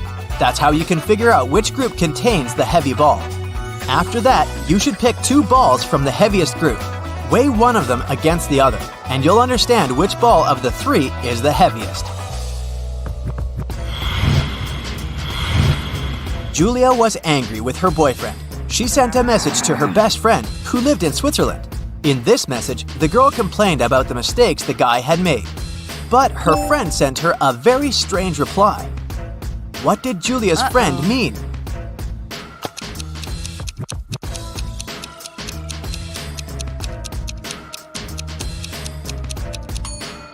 She wanted to say that Julia should forgive and forget. Someone stole the money Adam kept in his safe. After watching the security footage, the police figured out when it had happened and questioned 3 suspects. Julia said she'd gone to bed at 10 p.m. and fallen asleep right away. Parker told the detective he'd been watching TV from 11:25 p.m. to 2:15 a.m. and Aiden said he'd been with his friends playing computer games all night. The police immediately arrested the thief. Who was it?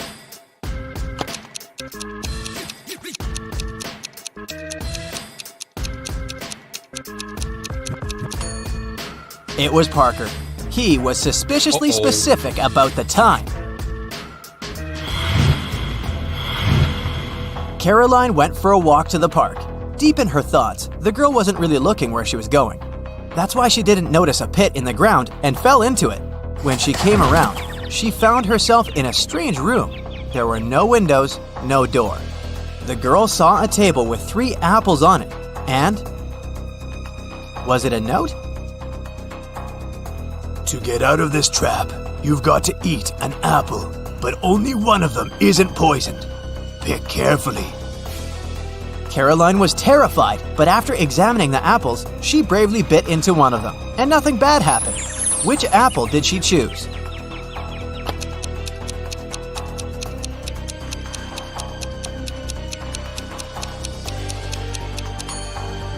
The girl chose the apple with a worm peeking out of it. If it could eat the fruit, a human probably could too. Ethan put a coin into an empty bottle and plugged it tightly with a cork. Then, he told his friend he'd remove the coin without breaking the bottle or taking out the cork. And he did it. How?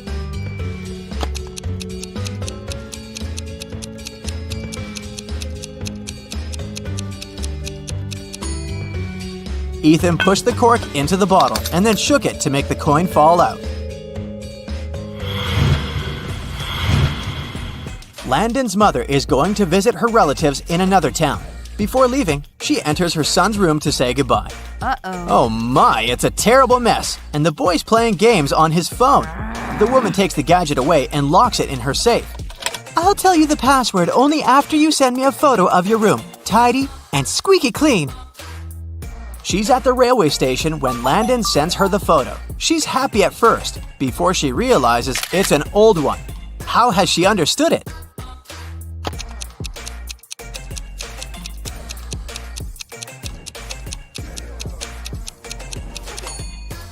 The date on the departure board at the station is December 20th, 2020, but it's July 5th, 2019 on the calendar in Landon's room.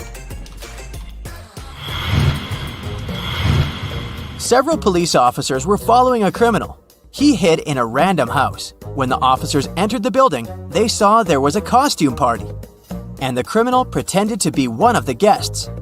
The police looked at the people and soon figured out who the criminal was. How did they understand it?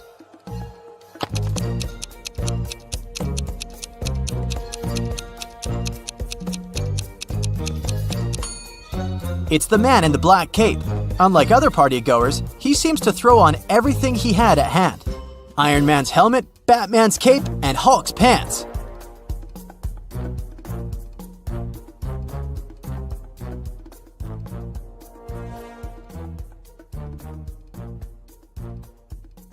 To get some fresh air and eat. In a while, he returns and finds his boss unconscious on the floor. Paul calls doctors and questions 3 co-workers standing nearby. Rachel says, I entered his office 10 minutes ago to discuss my ideas, but he said he's been too busy and asked me to leave. Stan says, I don't know what happened here because it was my lunch break time. I was eating my hot dog outdoors. And Lily says, I think I saw some suspicious man in a black outfit entering his office. Can you guess who's lying?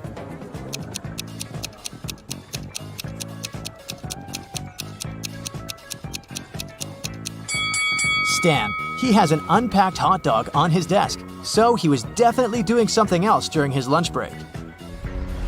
Paul arrives downtown to take some pictures. He's looking out the window of one of the buildings and sees this horrible scene. Why is he doing it? Do you have any ideas?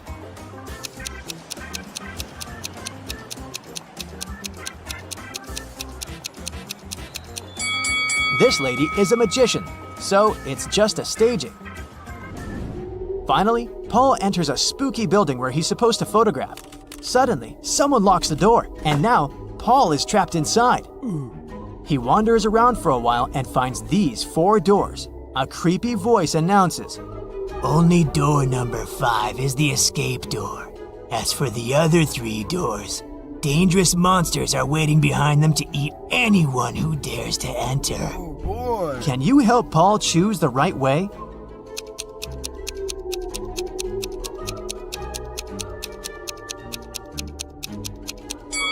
He should choose the first door.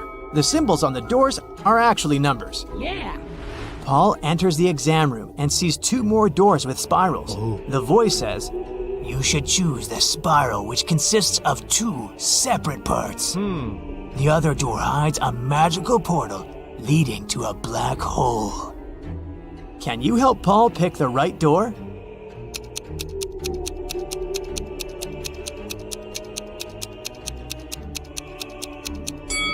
It's the second one. Paul opens the door and finds himself in a suspicious hall. He sees a metal door with a combination lock, but it's locked and requires a 6-number code. What would you suggest?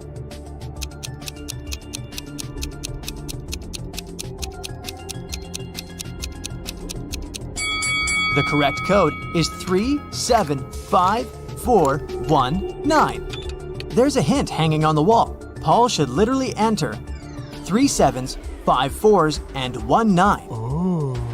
In the next room, Paul meets a mad scientist, the one who had imprisoned him. He says, I'm gonna set you free if you crack my last riddle. So listen carefully. I have a head and a tail that will never meet. Having too many of me is always a treat. What am I?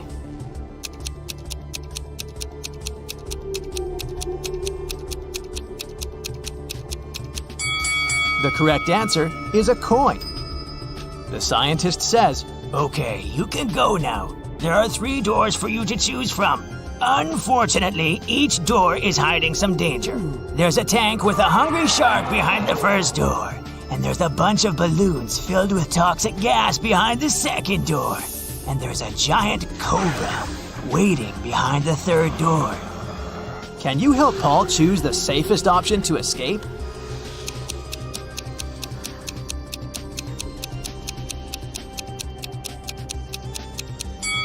Paul should choose the second door. Toxic gas is inside the balloons, so if he passes by carefully without popping them, he'll escape safely. Yeah. Paul returns to his neighborhood. He's walking down the street and sees a tree with a bunch of birds. Can you spot an antisocial owl among them?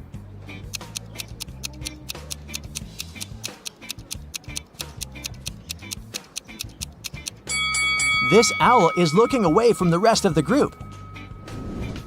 There are 2 houses with 2 single women living next to Paul. One of them used to live in poverty all her life, but today she robbed a bank. Can you spot this woman?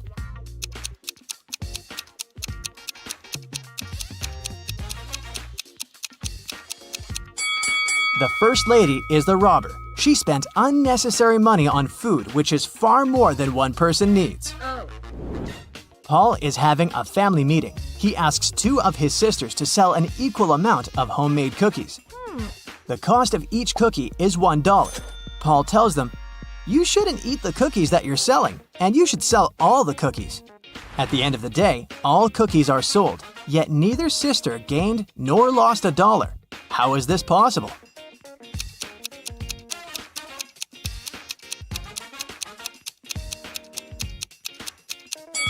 The first sister bought a cookie from the other one, and the second sister bought a cookie from the first one, and so on. In the evening, Paul is having a family dinner, but one of the guests is an imposter. Can you guess who?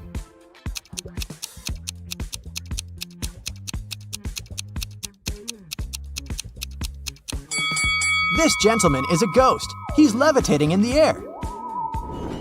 The next day, Paul arrives at his workplace and sees his coworker standing near this mirror.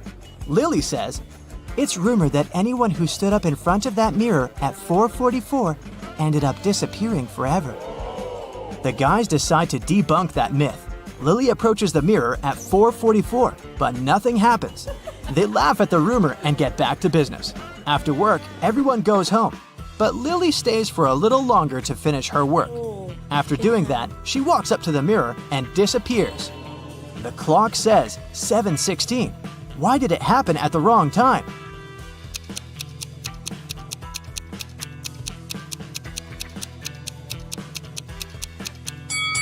The rumor was about the mirror time. 716 is the mirror image of 444. Paul wants to rescue Lily, so he goes to the most famous wicked witch in his town. The witch says, Okay, young man. I can get your friend out of the looking glass if you help me in the kitchen. Which one of these 7 potion pots will get full first? Do you have any ideas?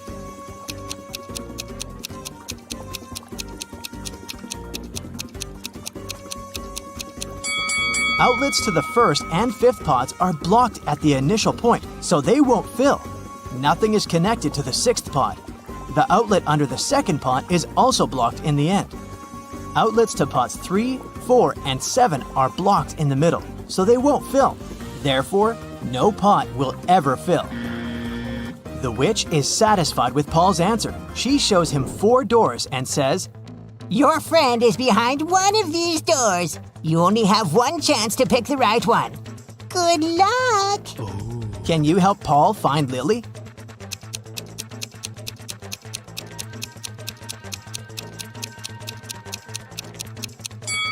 There are flower symbols on each door. Paul should pick the door with a lily. Yes! Paul rescues Lily, and the witch offers him to fulfill one wish. Paul goes home to ask advice from his family. His blind father wants to restore his sight. His sister wants a puppy, and his mother wants to be super rich. Paul makes a wish, and all 3 people get what they want. What was Paul's wish?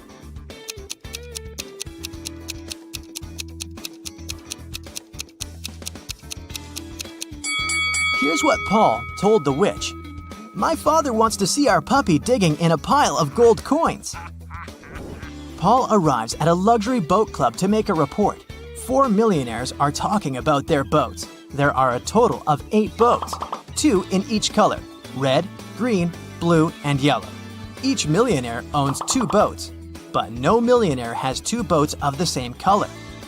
Alex doesn't have a yellow boat, Bob doesn't have a red boat, but he does have a green one. One of the millionaires has a yellow boat and a blue boat, and another millionaire has a green boat and a blue boat. Charles has a yellow boat. David has a blue boat, but he doesn't have a green one. Can you guess the colors of boats owned by each millionaire?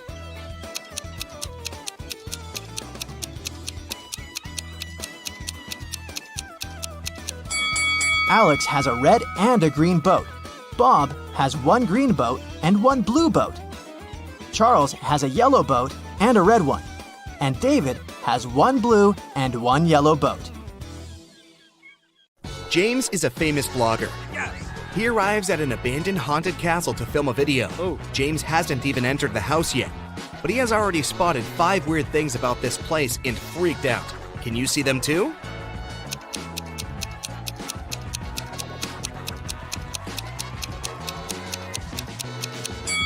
These footprints on the ground are too giant. It's winter, but this cherry tree is blooming.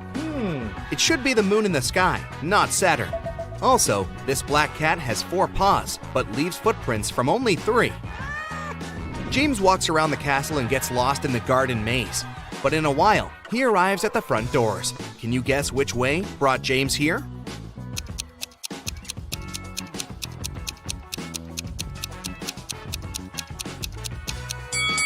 Here's the only way to cross the maze.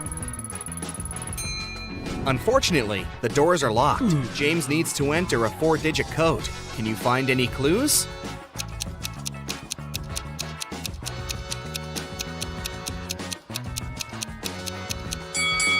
Take a closer look at the door. There are 4 stars painted on it. The first one has 5 rays, the second has 4 rays, the third one, 9, and finally, the fourth one has 7 rays. Therefore, the correct code is 5497. James enters the castle. It's very dark. Suddenly, someone grabs his camera and runs away to the library. James follows the thief. In the library, he faces a werewolf, a vampire, and a lady ghost. James questions them all. The werewolf says, I only come here for magic books to find a way to become human again. I'm not involved in the robbery.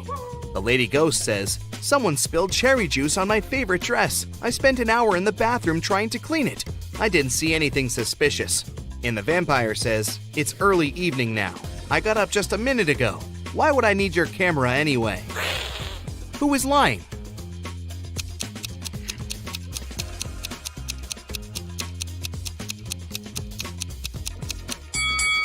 You cannot spill juice on a ghost. Therefore, she's lying. James enters another creepy room full of mirrors, but only one of them is fake. Can you help James find his real reflection?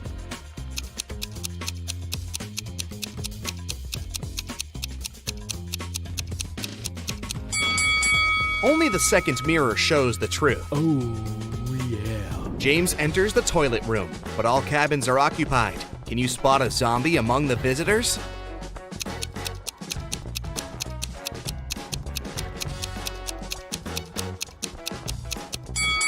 The zombie is behind the left door. See the hands?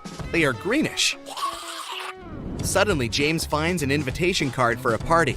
The castle owner, Luna, is having a birthday. James enters the main hall and sees 7 pretty witches sitting by the table. All look very similar, but each witch is wearing an outfit of a different color. It's very hard to tell who's the birthday lady, but after a couple of seconds, James approaches one of the witches, shakes her hand, and says, "Thank you for inviting me over, Luna." How did he guess?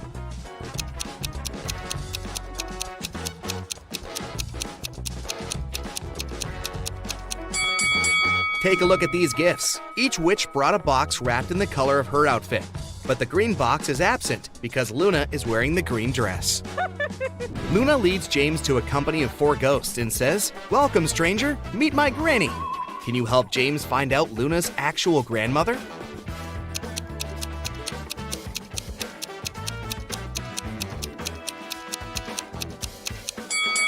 It's the third ghost. She's wearing the same brooch as Luna. One of the witches, Zelda, likes James and wants to impress him. She shows him some pictures of her fabulous vacation, but James spots fake right away. How?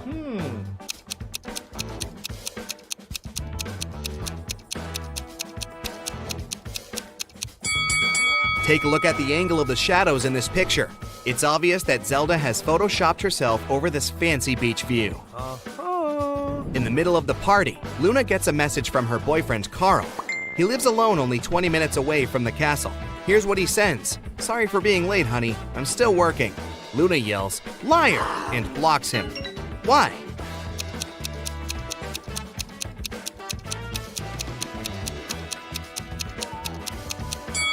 It's because of his selfie. There's a lipstick mark on the glass in the kitchen. Luna breaks up with Carl and uses a magic spell to teleport 3 handsome wizards to her dinner. When they arrive, Luna asks them just one question. "Do you guys have a girlfriend?" Magnus replies, "Lady, I work around the clock. I'm too busy for romance." Tristan says, "Oh no, I've never had any serious relationships." Ambrose replies, "Nah, I'm too picky. I'm still searching for the one." 2 guys are lying. Can you guess who?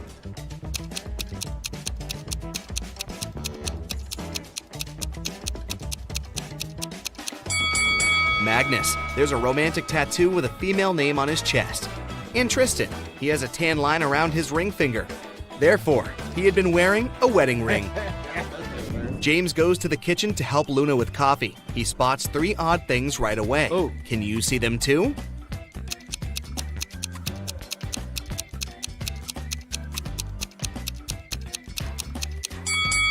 The candle flame painted on the canvas is moving. There's a zombie hiding on the shelf behind the jars. And also Luna puts salt in the coffee pot. Luna comes back to the hall and sees that someone had scratched her favorite oil painting on the wall. She interrogates 4 suspects among her guests. Magnus says, "Whoa, I haven't even noticed the painting." Sophia says, "Sorry, I was having a phone call." Zelda says, "No worries, honey. I can paint you a new one better than this." And Glinda says, "I was in the bathroom. I don't know who ruined the painting. Who is guilty?"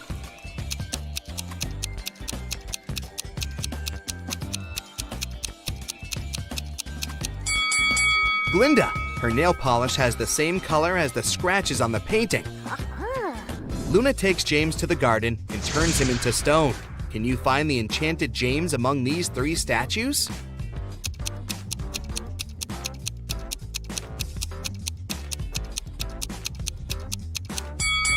There shouldn't be any grass under a real statue. Meanwhile, James has only been a stone for a few minutes. Therefore, we need to choose the only statue with grass underneath.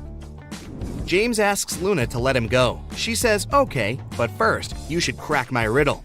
If I had 3 watermelons and 4 oranges in one hand, and 4 watermelons and 3 oranges in the other hand, what would I have? Can you help James figure it out?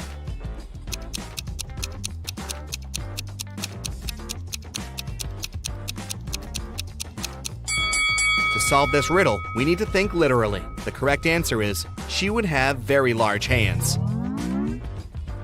James wakes up in a dusty basement. He wanders around and finds 3 doors, but each way is guarded by a creepy magical creature. A hungry vampire is hiding behind the first door, and a fire-breathing dragon is waiting behind the second door. And there's a giant mutant rat behind the third door. Can you help James choose the best option?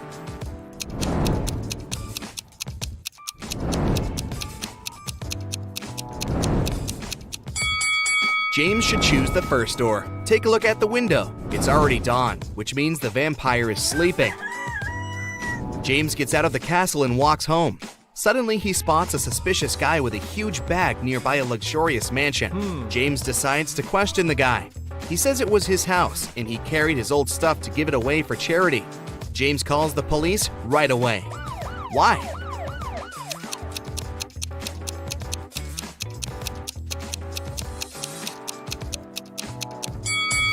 Take a look at the window. The glass is broken, and the guy's coat is torn.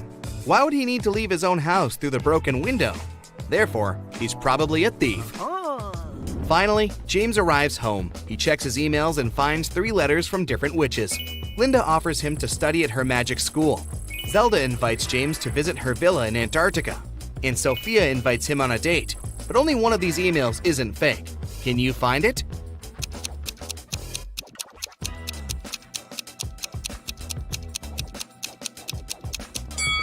Linda's email is just spam. She doesn't mention his name in the message, and it also contains a suspicious link.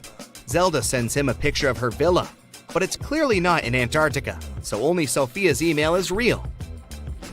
James agrees to go on a date. He arrives at the meeting point and faces not 1 Sophia, but 5. Unfortunately, a wicked wizard had cloned her.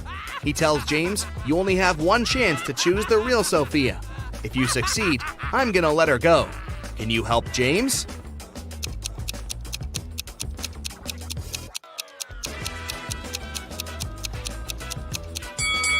The first lady has gills, so she's probably fake. The second one's teeth are too sketchy.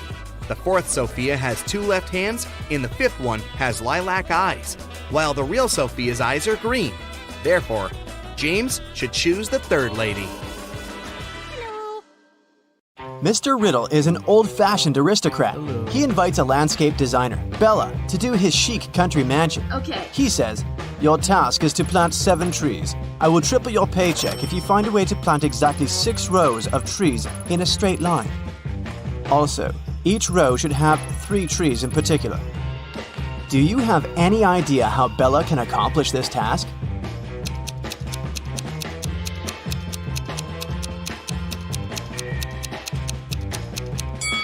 Bella should plant 3 trees as the vertices of an equal triangle. 3 more trees should be planted at the center of each side of the triangle. The last tree should be planted at the center, and voila! While working in Mr. Riddle's garden, Bella finds 3 hidden words. Can you see them too?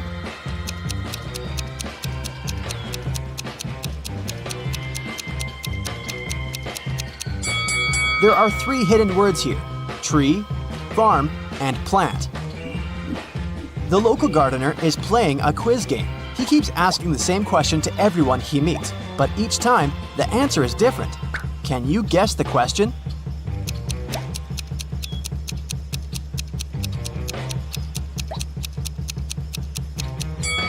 The question that the gardener asks is, what's the time? Later that night, Bella is heading to the local nightclub. On the way, she spots 3 mistakes in the picture below. Can you see them too?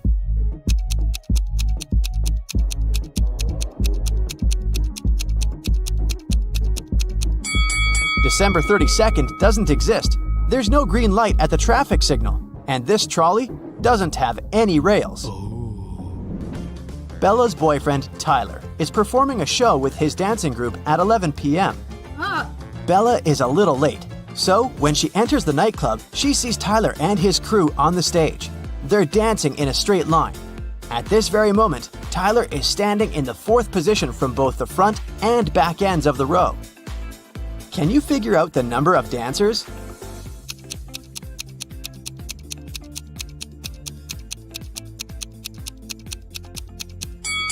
There are 7 people in Tyler's dancing group, including himself. Tyler was the 4th from both ends, which means 3 dancers were at the front and at the back. After the performance, Bella is wandering around the club and sees these 2 guys in the VIP section. Can you tell who's fake?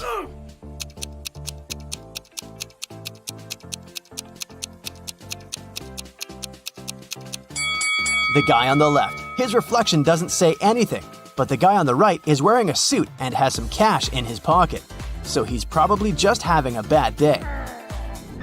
The next day, Bella receives an invitation to have dinner with Mr. Riddle. Bella agrees and arrives at his house in the evening. She enters the dining room and spots 4 weird things right away. Can you see them too?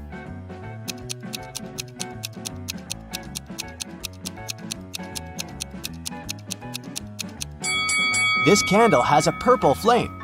Someone is peeping through the eyes in this portrait. This fireplace burns without any wood. And finally, both hands of Mr. Riddle are left. During the dinner, Mr. Riddle tells Bella, "I'm so grateful for your work. I decided to give you a gift if you manage to crack my puzzle. So listen carefully. I can be broken, even if you never pick me up or touch me. What am I? Can you help Bella solve this mystery?"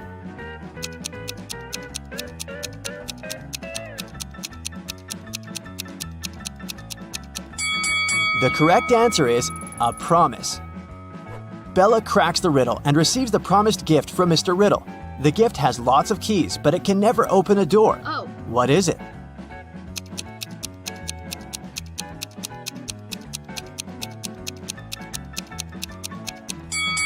The correct answer is a piano.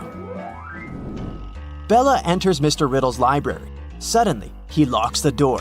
The windows are locked too, so Bella is trapped inside the room. She looks around and finds a secret exit. Yes! Can you see it too?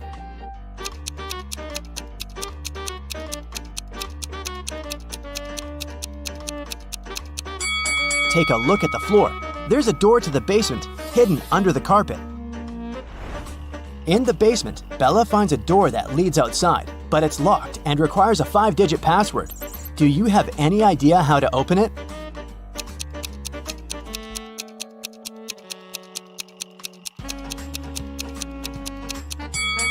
The note on the wall has a hint.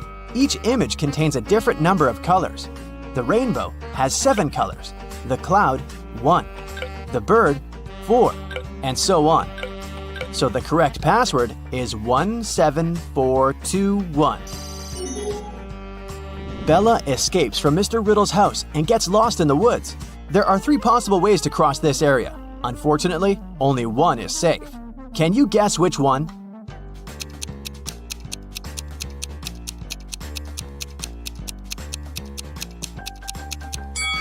Bella should pick the second path to survive. Bella arrives at the nearest village in the mountains. She enters the local diner to call the police, but she regrets her decision as soon as she gets inside. Why?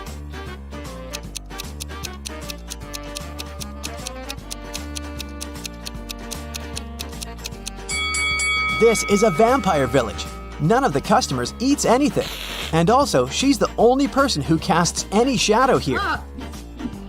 Bella runs away to the mountains and finds 3 tunnels. Unfortunately, each path is hiding some danger. There's a cage with hungry lions behind the first door. The second tunnel is filled with gas that's very toxic for any human. And there's a giant dragon waiting inside the third tunnel. Can you help Bella choose the safest option?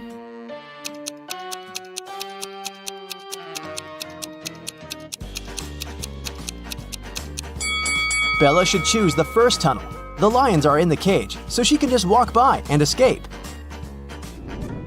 Now Bella needs to cross a fast-flowing mountain river by jumping from stone to stone.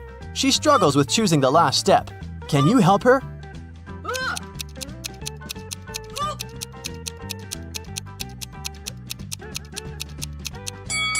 Each stone has a particular number: 1, 2, 4, 7, 11, 16. This sequence is formed by adding the numbers 1, 2, 3, 4, and 5.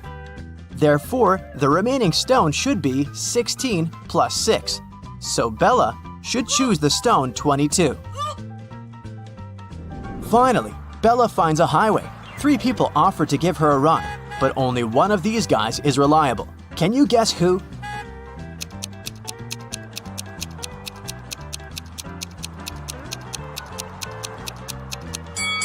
The second guy's car has no license plate and it's been painted recently, so the car is probably stolen.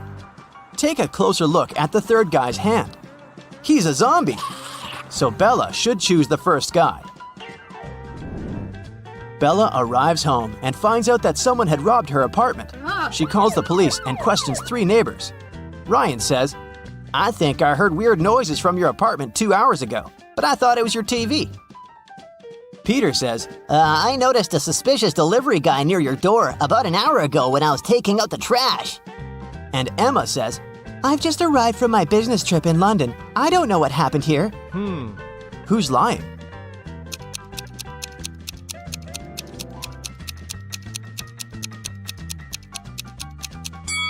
Peter said he took out the trash an hour ago, but he still has a full garbage can in front of his door. And the flies around it tell us that this bag has been here for a while. Therefore, he's a liar. The next day, Bella enters a supermarket to buy some food. The manager complains that someone had stolen a watermelon. Bella spots the thief right away. What about you?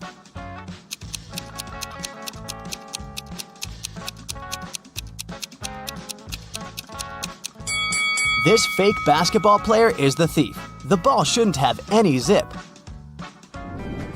Bella is walking down the street. She passes by 3 guys who are busy washing their cars. In a while, Bella realizes that her wallet is gone.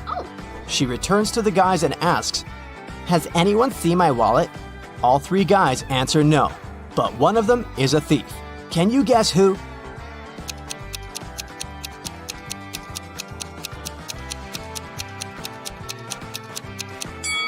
It's the guy on the left. The level of water in his bucket increased after he threw Bella's wallet into it.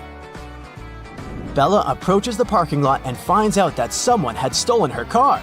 She calls the police. The officers begin to chase the thief. The light over the license plate of Bella's car isn't working. Also, the police car has a faulty headlight. But eventually, the officers succeed in catching the thief and return the car to Bella. How did they manage to catch the criminal? Do you have any ideas?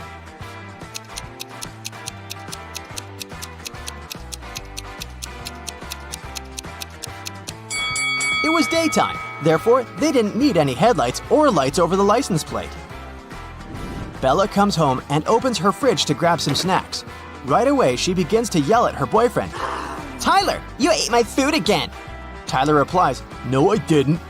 Can you guess who's lying by looking at these 2 pictures?